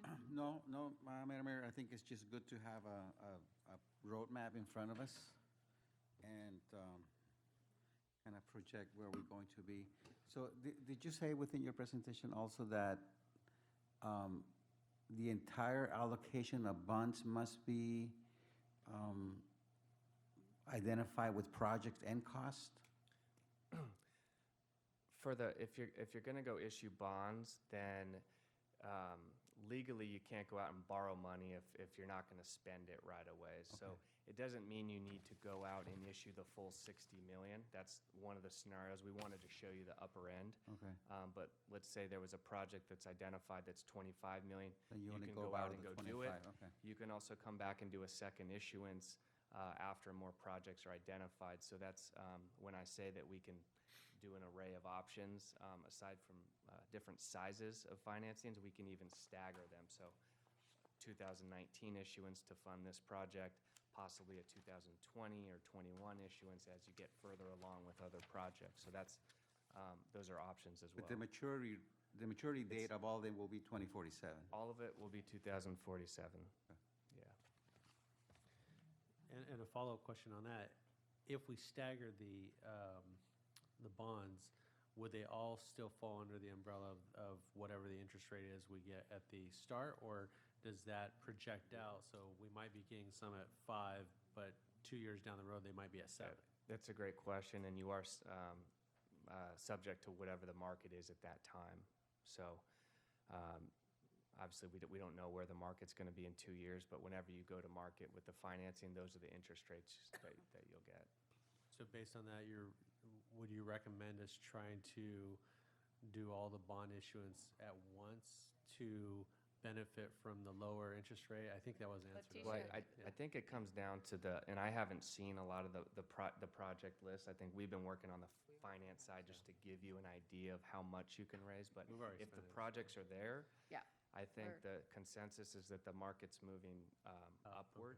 So, but if the projects aren't there, then obviously you wouldn't go, bonding to a higher amount. And my last question is understanding that you had option 1 and 2 with the 4 million, 3 million, and although I like the aggressiveness of option 1, I am concerned with some things like our recent closure of Sears, which we just found out is going to reduce some of our sales tax dollars by about $135,000 or $133,000. And the potential for peso devaluation or the Amazon effect, as our mayor said. Could we not see possibly something in the middle where we are maybe a $3.5 million payback, which still gives us a little bit more flexibility and a little bit more cushion in case we have that, but gives us a little bit more buying power to get more projects done? Yeah, I think that's prudent, and I think an easy way to estimate it is to go right in between that 35 and 47 million. So, 41 million of bond proceeds with the 6.6. So, what's the 47 plus another 10? So maybe you're looking at 57 million of available funds for projects instead of that 65. Which kind of falls more into where we kind of need to be. Right. Okay, great. Thank you very much. And I think that option gives us a nice cushion for ongoing. Yeah. Right, absolutely, absolutely. Mr. I think, just real Cardenas? quick comment, I think there is a silver lining, and the silver lining is the 2020 census. And I believe our city is going to be hitting 50,000. And so most cities, their greatest growth is between 50 to 75,000. So I'm hoping that the 2020 census puts us in that category of 50,000. I think that would attract more retail type of opportunities. So I think the timing is right. All we got to do is just work out the details. But thank you for your presentation. You're welcome. So this is what I found optimistic about the presentation this evening. We have been at historically low interest rates. We're seeing a little bit of an uptick, but I think we're still a little bit ahead of the curve with regard to where those interest rates are going to be. Right? Historically speaking, we're still in a pretty low interest rate environment. Right. So that's point number 1. That's really great. Number 2, our bond rating. Fantastic job again in the long-term scheme of things. That's great. I agree with my colleagues. I think we need to be conservative because I really don't know where sales tax is going to be by 2047. The other silver lining that I have, well, no, it's not silver lining. This is like fantastic. We've been working for years to be positioned where we are ready to move forward with major capital projects. It's not like we've been sitting around thinking, oh, my goodness, if we had this money, what would we do with it? We knew we needed the money for capital projects before we went out and campaigned for Measure P. Measure P has been wildly successful in terms of turning around the optimism, I think, of this community with our ability to fund capital projects. And we have systematically gone about identifying what those projects are going to look like. And I think we're in a that perfect glide path to get those constructed and to get those numbers together. So excellent presentation. And I think we just continue to move this forward. Thank you. Thank you. Thank you. Appreciate it. Okay, the very last item on our agenda this evening, and then we will be at public comment. We have two folks. Okay. Measure P update. Liz?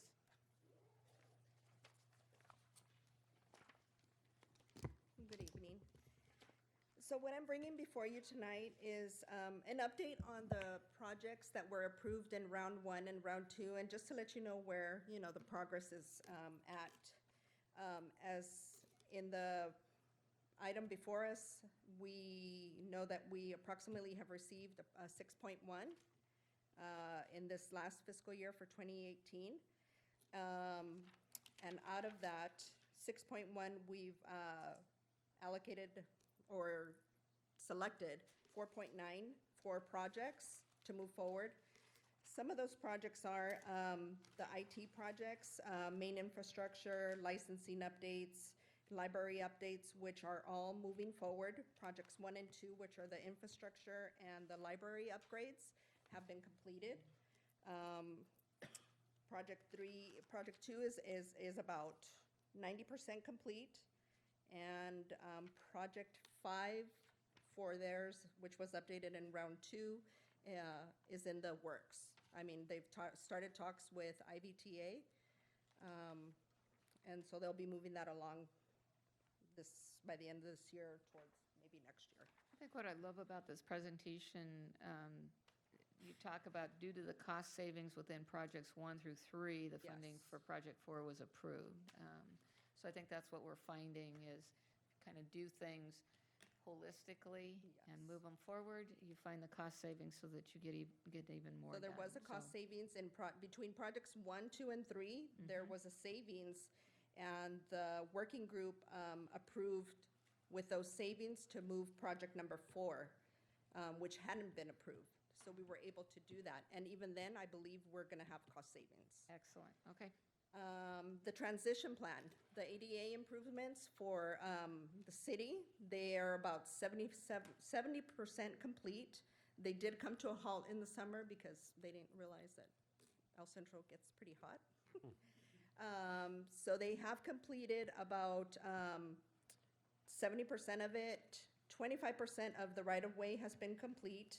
And so they are back out there in the streets working, and we should be getting an update to the working group within the next month or 2. Excellent. Now, were we able to leverage the JPIA funding? Didn't we get a contribution from, was it JPIA? Yes, ma'am. Yes, ma'am. They are contributing towards this plan. Excellent. Again, love the fact that we can leverage that, okay? That is correct.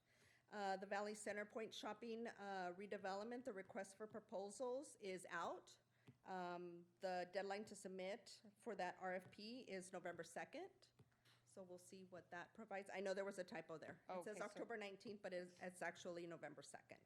How many companies showed up? Did you have a mandatory meeting for this? I believe it was about 5. 5? Okay. Yes. That would be great if we had a good turnout. 5 proposals. Okay. In the Parks and Recreation, the RFP for the park lighting, restrooms, and snack bar upgrades has also been released, and those are due back on November 13th. Buckland Park improvement, the renovation, that one is also out to bid, the RFP. That one is due back November 13th as well. I do want to make a clarification because I know there was a recent article in the newspaper. This renovation is not being paid for through park bond monies. It is only Measure P. Okay. Okay. So I did want to make that clarification. Public Works projects. The parking lots, those have gone out to bid.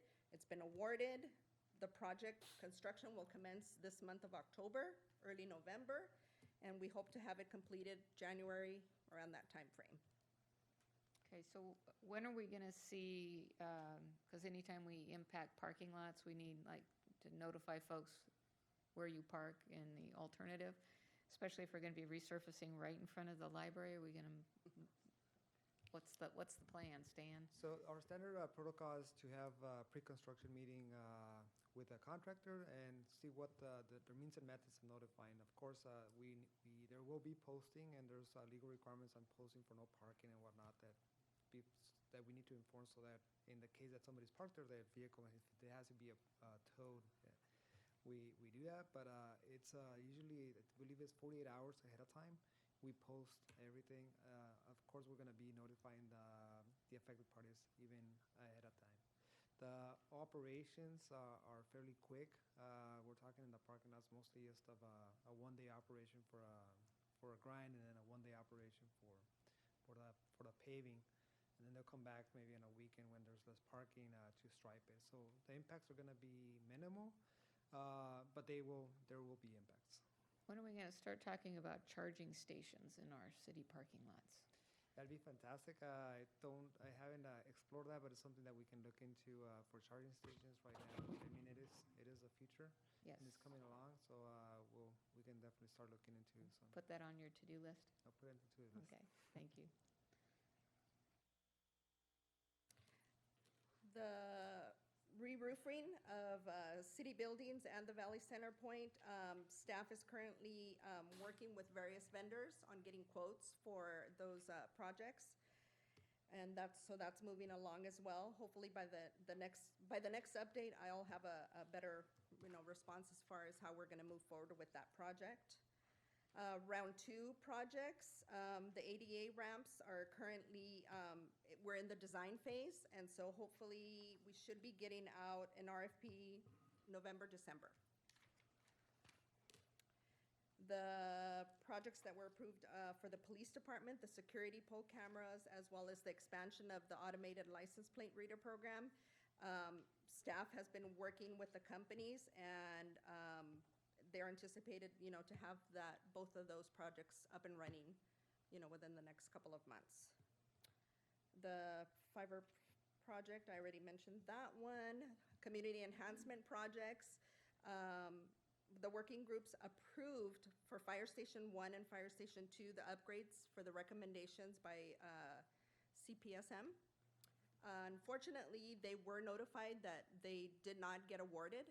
And so the $95,000 that was pending, we'd like to ask, council, or we can go back to the working groups to see if we can move this project forward with project. We're going to everybody okay with I think we the approved 95? that. Yeah. Just, it was contingent on Yeah. one or the other. So. Yeah, so move forward But with we'll that. move forward with Mr. those. Silva, you're okay with that? Yep, okay. All right. For the animal control shelter, the consultant services staff has been working with Animal Arts, and they provided a draft facility report, which staff is reviewing. Got that. And so we're moving along with that project as well. Park projects, Buckland Park upgrades, we're also working with several vendors to get quotes, so that we'll be moving along with that project fairly soon. We're almost done getting all the quotes. I'm sorry, can we go back to the animal control shelter, the last two sentences? So we allocated $15,000 for the updating of the report, right?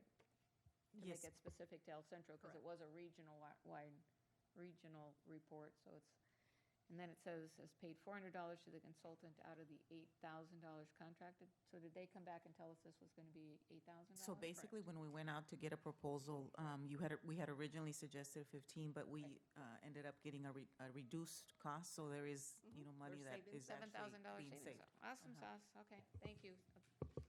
Okay, so where were we at? Parks and Rec, Buckland? Yes. Okay. The netting and the backstops for Fraser Park, though that project's currently on hold. We should be expected to move forward in the coming months or month. Starkfield Playground, staff is also in the process of working on getting additional quotes. I think we're waiting for one more, and then we should be moving this project right along. we'll be seeing, the new playground out there at Stark Field. Well, that'll include the umbrellas, right? The shade structure? That's Yeah, correct. thank you. For the Carlos Aguilar Park improvements, staff is working on preparing an on-call bid, and so we'll be getting that out shortly by the end of this year. For the Aquatic Center, we had set aside an undesignated amount of money. As of now, because the project is under construction, we haven't identified any need for it. But that's not to say that it won't be in It'll the be future. there. Madam Mayor, can I make an inquiry real quick? I Sure. was just having a sidebar discussion, and I wanted to inquire from our city manager that there is not, at this point, a shortfall in the construction of our aquatic center. Can I just confirm that, please? Sure. Yes, Councilmember Cardenas, at this point, we have the project fully funded, and construction, and obviously I'm looking at Mr. Campos, but construction is moving along, and at this point, we have not been asked for any additional funding. So we hope that it continues that way, but as far as that project is concerned, it is funded. Again, I think we need to change that. It shouldn't say aquatic center shortfall. What it should say is there's going to be an additional operating expense. That's correct. It's the operation. Right, so the construction itself is fully funded. But it's not $12 million in the hole? Some people are saying. No, it's not $12 No? million in the Okay. hole. Fully funded. It's going to be a really big hole, but it's going to be a pool. Yeah, there's going to be water in it. There'll be water in it. Okay.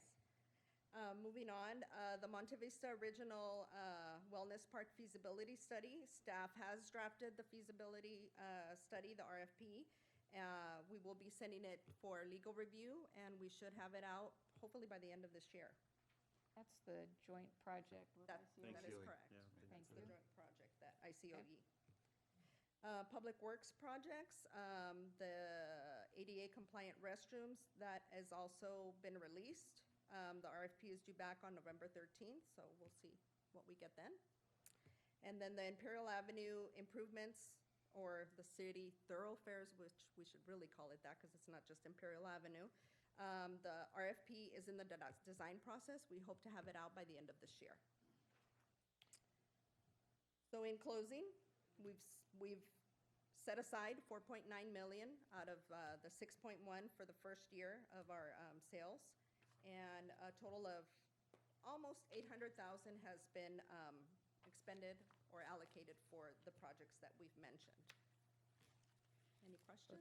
It's a timing issue because Yes. we'll catch up with that. Okay.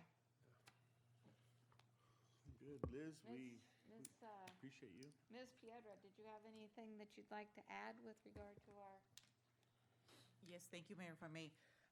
You had your plan of finance presented earlier, and the approach of the council has been to make sure that we're ready to go once we have our bond. And so you heard a lot the word RFP, and basically what we're doing is we're getting these projects prepared. I mean, we have, 65 million, probably more in projects that we need to do for this community. And so staff has been working very, very hard to get those projects prepared so that once we have the money, we're ready to go. And so that's what we're doing, is we're preparing to be able to move dirt out there once we have the bond money. So I really thank the staff for working hard. There's a lot to do, but very exciting times for our city. So, we'll continue providing you updates.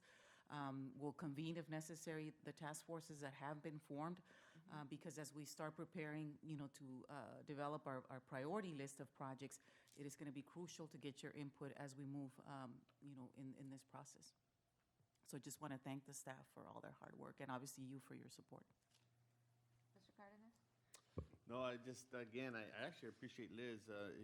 These opportunities are few and far between, and when you have someone like Liz keeping us on track and doing what we need to do, and then somebody like Abraham who's getting everything shovel ready, and then you got a great finance director that's making sure that we're not overspending, and then we have this incredible city manager that just, ties it all in. I mean, it's exciting times, and thank you for keeping us on track and making this a conservative type of effort. So thank you, guys. Yeah, I'm just excited. We have so many things to look forward to in the city of El Centro, and I think every resident in El Centro should be proud of where the city's going. You know, we've had discussions about other cities, not just in Imperial County, but statewide, that don't have the opportunities, for the most part, in front of them that we do. In order to come up with $65 million worth of projects and maybe fund $55 to $60 million worth of those, and really move our city forward in a way that this city's probably not moved forward since its inception, is a very exciting time. And most cities don't have that luxury. And you know, thank you to our residents that support Measure P. And you know, I appreciate I'm thankful every day that I sit with 4 colleagues up here that we have stayed firm on our commitment to our residents, that this was going to be for capital improvements, and that we were going to move our city forward with these buildings and park space and things that we were going to do for quality of life for our citizens. So I'm very excited. I'm very much looking forward to what our staff brings forward. We've got the greatest staff in this county, bar none, and we got some great things coming up, and we've got a lot to be proud of. So thank you very much to all of our staff. Yeah, absolutely. I echo the comments made in regards to our staff, and our staff is what makes things happen. You know, we sit over here and we make decisions, but what pushes it is our staff. So thanks to all of you. This is an incredible list. And just to think about that, in a 2 years' time, we should have a brand-new library, a brand-new police department, a brand-new aquatic center, the renovation of our city parks, plus all the other basic infrastructure needs that we have. I mean, this is, wow, exactly. This is just an amazing city, and I also compliment the council, our city manager, for everything that I think we all do together for the betterment of our citizens in El Centro. So I've been sitting here for a while, right? 21 years, as some people like to remind me, but there has never been a more exciting time to be a member of this city, whether it's on the council or a member of staff. We are making decisions that are going to impact our community for generations to come, and for the better. When you think about things like economic development, when you think about population growth, when you think about quality of life issues that businesses are looking for to relocate or expand their business, these are exactly the types of things that they're looking for.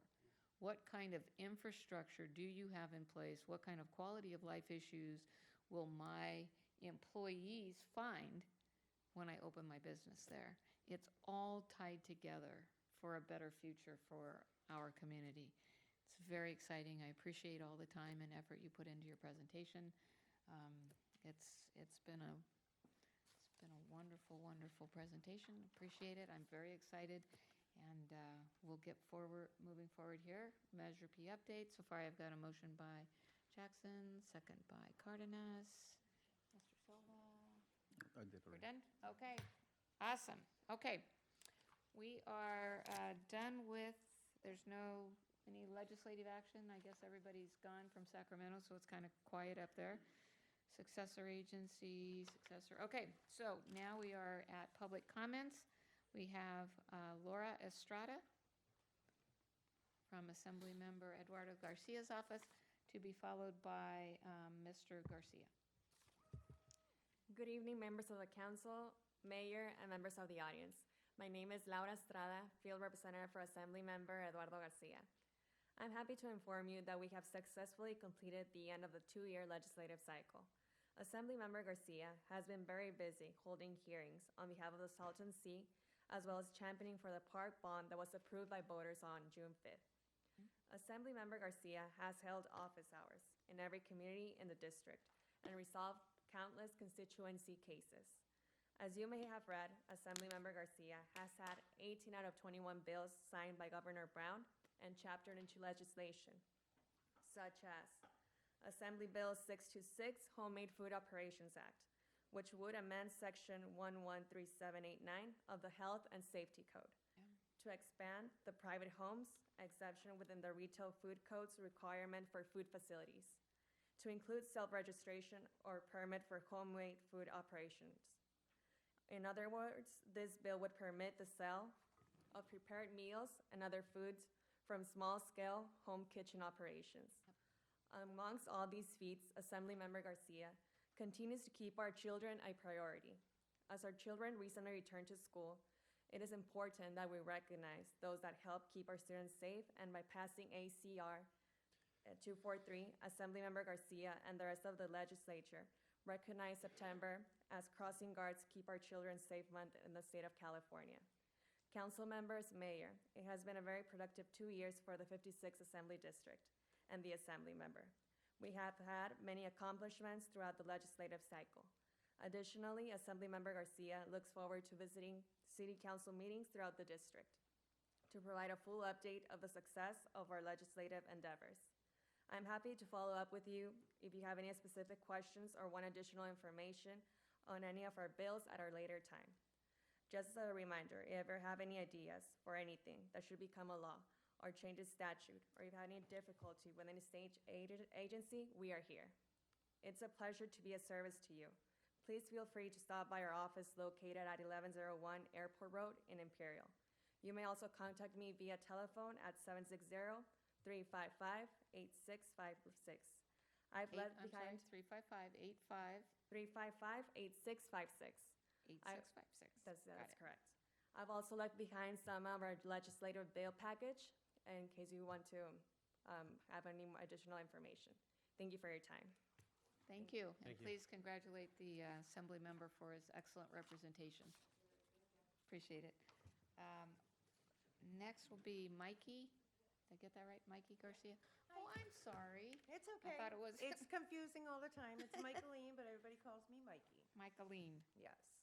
So I'm here, I'm asking for myself, not any of the groups that I'm affiliated with or organizations and nonprofits.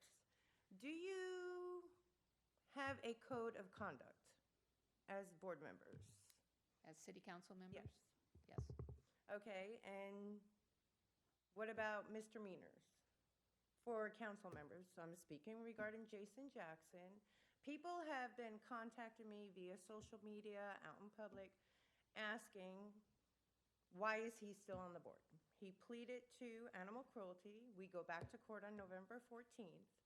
So what will be done if he is sentenced to his 10 days regarding sitting on the board? I don't know if your attorney has to answer that.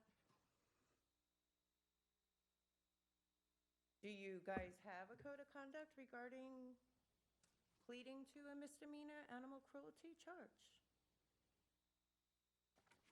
There is a code of conduct. Where do I find that? Because I looked on your website, I It's a couldn't find it. resolution. Okay, It's Resolution 13-19. okay. It I'll look. generally governs conduct during council meetings. There are provisions of state law which govern people in office. It's difficult to answer the question without knowing the explicit outcome of whatever hearings So I may should be come going back to occur. after November 14th? Yes, because the provisions of state law differ depending on what occurs, if anything.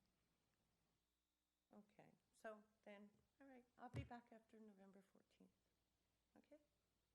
Thank you. Okay, let's move on with the next part of the meeting, which is our task force reports from mayors and council members. Who would like to start? Here, I'll start, and in the interest of time, I'll only take 20 minutes, but no, the only thing I really have is I did attend our CAC, which are Citizens Advisory Committee at Centinela. The only reason this is a little bit different is that we had the MAC Council, and the MAC is the it's actually the Men's Advisory Council, and those are the folks, the inmates, that actually we have this joint meeting with the CAC and the Inmates Council, and we're able to kind of go back and forth on some of the issues. And so it was really interesting, productive meeting.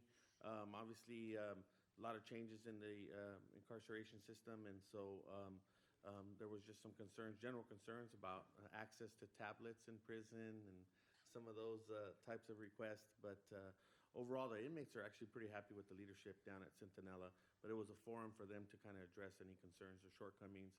And actually, I did want to share this real quick. There is that opioid epidemic doesn't only affect folks out here, but also in folks that are incarcerated, and they have an opioid epidemic.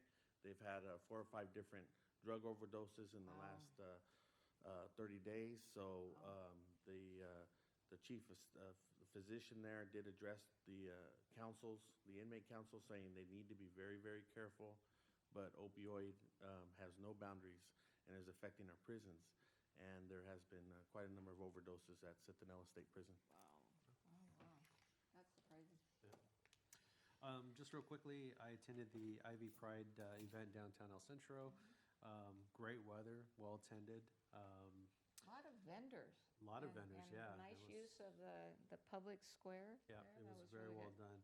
done. Red Shoe Day, I think there might have been a few of us that did that for the Ronald McDonald House, participated in that.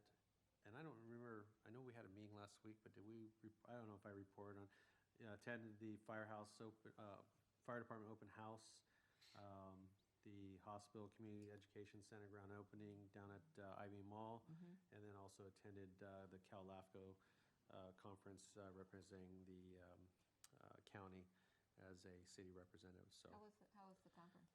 it was good. It was, a lot. It's funny because when Cal LAFCO is in the northern part of the state, it tends to gravitate to their needs rather than ours. And so there was a lot of, obviously they had a lot of forest fires this year up in the northern part of the state. So there was a lot of environmental talk about fires, replacement of trees, annexation of areas like that. So, and it was held in Yosemite, and Oh my gosh. and you could see there was a lot of fire damage in the Yosemite area. So we were right there where you could see the areas that were burned within half a mile of where we were actually at the conference. So, but it was well done. But I have noticed that since I've been on LAFCO that next year it'll be more, I think, geared towards Southern California and our needs. There was a part where they asked all of us to stand up. They said, everybody that's been affected by forest fires, sit down. And then it was everybody that had been affected by floods. And then it was drought. And the only people standing was myself from Imperial County and a guy from Alameda County. Everybody else had sat down because we'd all had some, but we fortunately haven't had those issues. And we haven't had an earthquake, so we're good for that too. Yeah, good for that too. So, but it was a good conference. All right. Excellent. Mr. Silva? I think 10 days ago or so, there was the kickoff for our Dia de los Muertos celebration, and we had I don't know if it's our first, but certainly first in a long time, movie at the park where the movie Coco was shown to our community. That was really a It was nice awesome. event. Yeah. Thank you, Adriana Yeah. and staff for putting that together. And there was really no sense of how many people would show up. It was packed. It was packed. It was packed with families, children, enjoying themselves, using the playground equipment, playing football, watching the movie, and it was just such a neat event. I also attended a couple of the workshops that are being held at the old post office, mostly because I had to take lunch to somebody, but since I was there, I decided to participate and talk to the people there.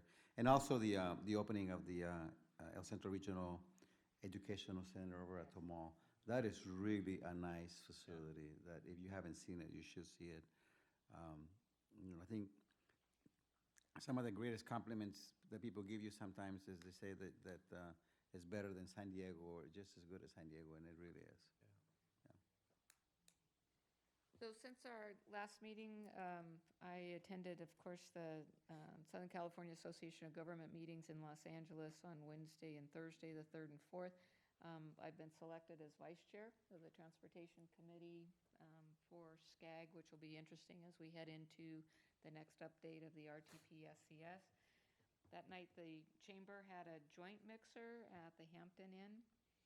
The next night was the Coco movie. That was fantastic. My favorite story so far to tell about that is you've now seen it 5 times, and you've cried 4 times. 4 times. Including last Okay, time. including the last time. The open house at the fire department was incredibly well staged with everything for the kids to do and the fire safety tips and all of that. Appreciated seeing how they like, cut a car open if there's a fire. That was pretty amazing. Learned that you never recover from that, that, you know, the car is pretty much totaled after you saw the front half of it open. The ECRMC at the Imperial Valley Mall, I think that's going to really greatly benefit in terms of educational opportunities for our community.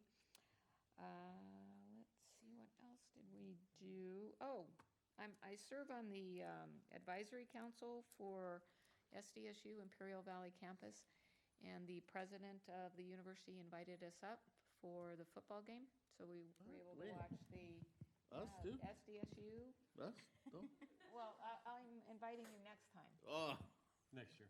Next year. But she has shown a remarkable interest in Imperial Valley and the Imperial Valley campus, and in fact is going to be down in the valley, I think, for like 2.5, 3 days next week. And so that's going to be really great for us to see what kind of support our local campus is going to have there. We had the Harvest Bowl last Saturday. I think that's my 7th year being on the planning committee for the Harvest Bowl. And then I kind of had to do double duty between LGBTQ downtown, which I thought was Very well turned done. out really, really well. I attended the Board of Directors meeting yesterday at the Chamber of Commerce, and then the Patriotic Committee Oh, I forgot last about night that, at the invitation of Mr. Jackson. And I'm hoping that you can help update us on some of the planned events for Veterans Day that's coming up. And I just wanted to remind everybody, we have a walk-to-school event tomorrow at 7:15. We'll see all of you there at Hedrick School. Okay. We have the Community Enhancement Task Force at 11:30 tomorrow. IBEDC has a ribbon cutting on the 18th? Thursday, right? And then I will be presenting, and Liz, the presentation is outstanding. I've been asked to go do a presentation for Central Union High School class of 1958. The presentation is awesome. And so they're having their 60th class reunion, and I'm going to be presenting there. Food for Less. Oh, 760 Sports Academy ribbon cutting on Monday, the 22nd. And then we also have the street overlay event, right? That's going to be at 10 o'clock, also on the 22nd. It's going to be a busy month, man. Okay? Oh, last thing, League of California Cities dinner, 6 o'clock. It's going to be up in, at Town Pump, Westmoreland. What is Town Pump? What day is that? I thought we were sponsoring. Because I thought we were going to be sponsoring too. It's going to be, but you have to get your reservation in, Diane, by Monday? Monday, What's the date on that again? 25th. 25th. And they have choice between chicken, prime rib, or salmon to get your order into. And it would be really great if some of our department heads could make the way up there for that event as well. We always love to have you there for dinner if you're available. Okay? Be careful driving on Forster. It's a speed trap. Oh. Okay, so I think, let me see. Did you get a ticket? 3. What? In what period of time? Like 4 months. Okay, one other thing I wanted to mention, the Colorado River Citizens Forum is going to be here on the 24th, Wednesday the 24th. They're going to be talking about the New River Improvement Project as well as the Colorado River Drought Contingency Plan. So that'll be, I think, something that we might want to sit in on. Okay, with that, we are adjourned. Mayor, We we need to, Closed session? we need We're gonna adjourn go to closed session. But we're also going to do a special meeting on the 29th. It's going to be an adjourned regular meeting on the 20th. Regular. At noon? Okay, so I need a motion. So moved. Second. Okay, so that's for the adjourned meeting on the 29th, and it's going to be at noon. And then we are, motion to go back into closed session. And there will be no reportable action. Motion by Mr. Cardenas and a second by Mr. Jackson to go back into We're closed going session. back over there, or see? Go over there. All right, Thank you, everyone. Appreciate your patience.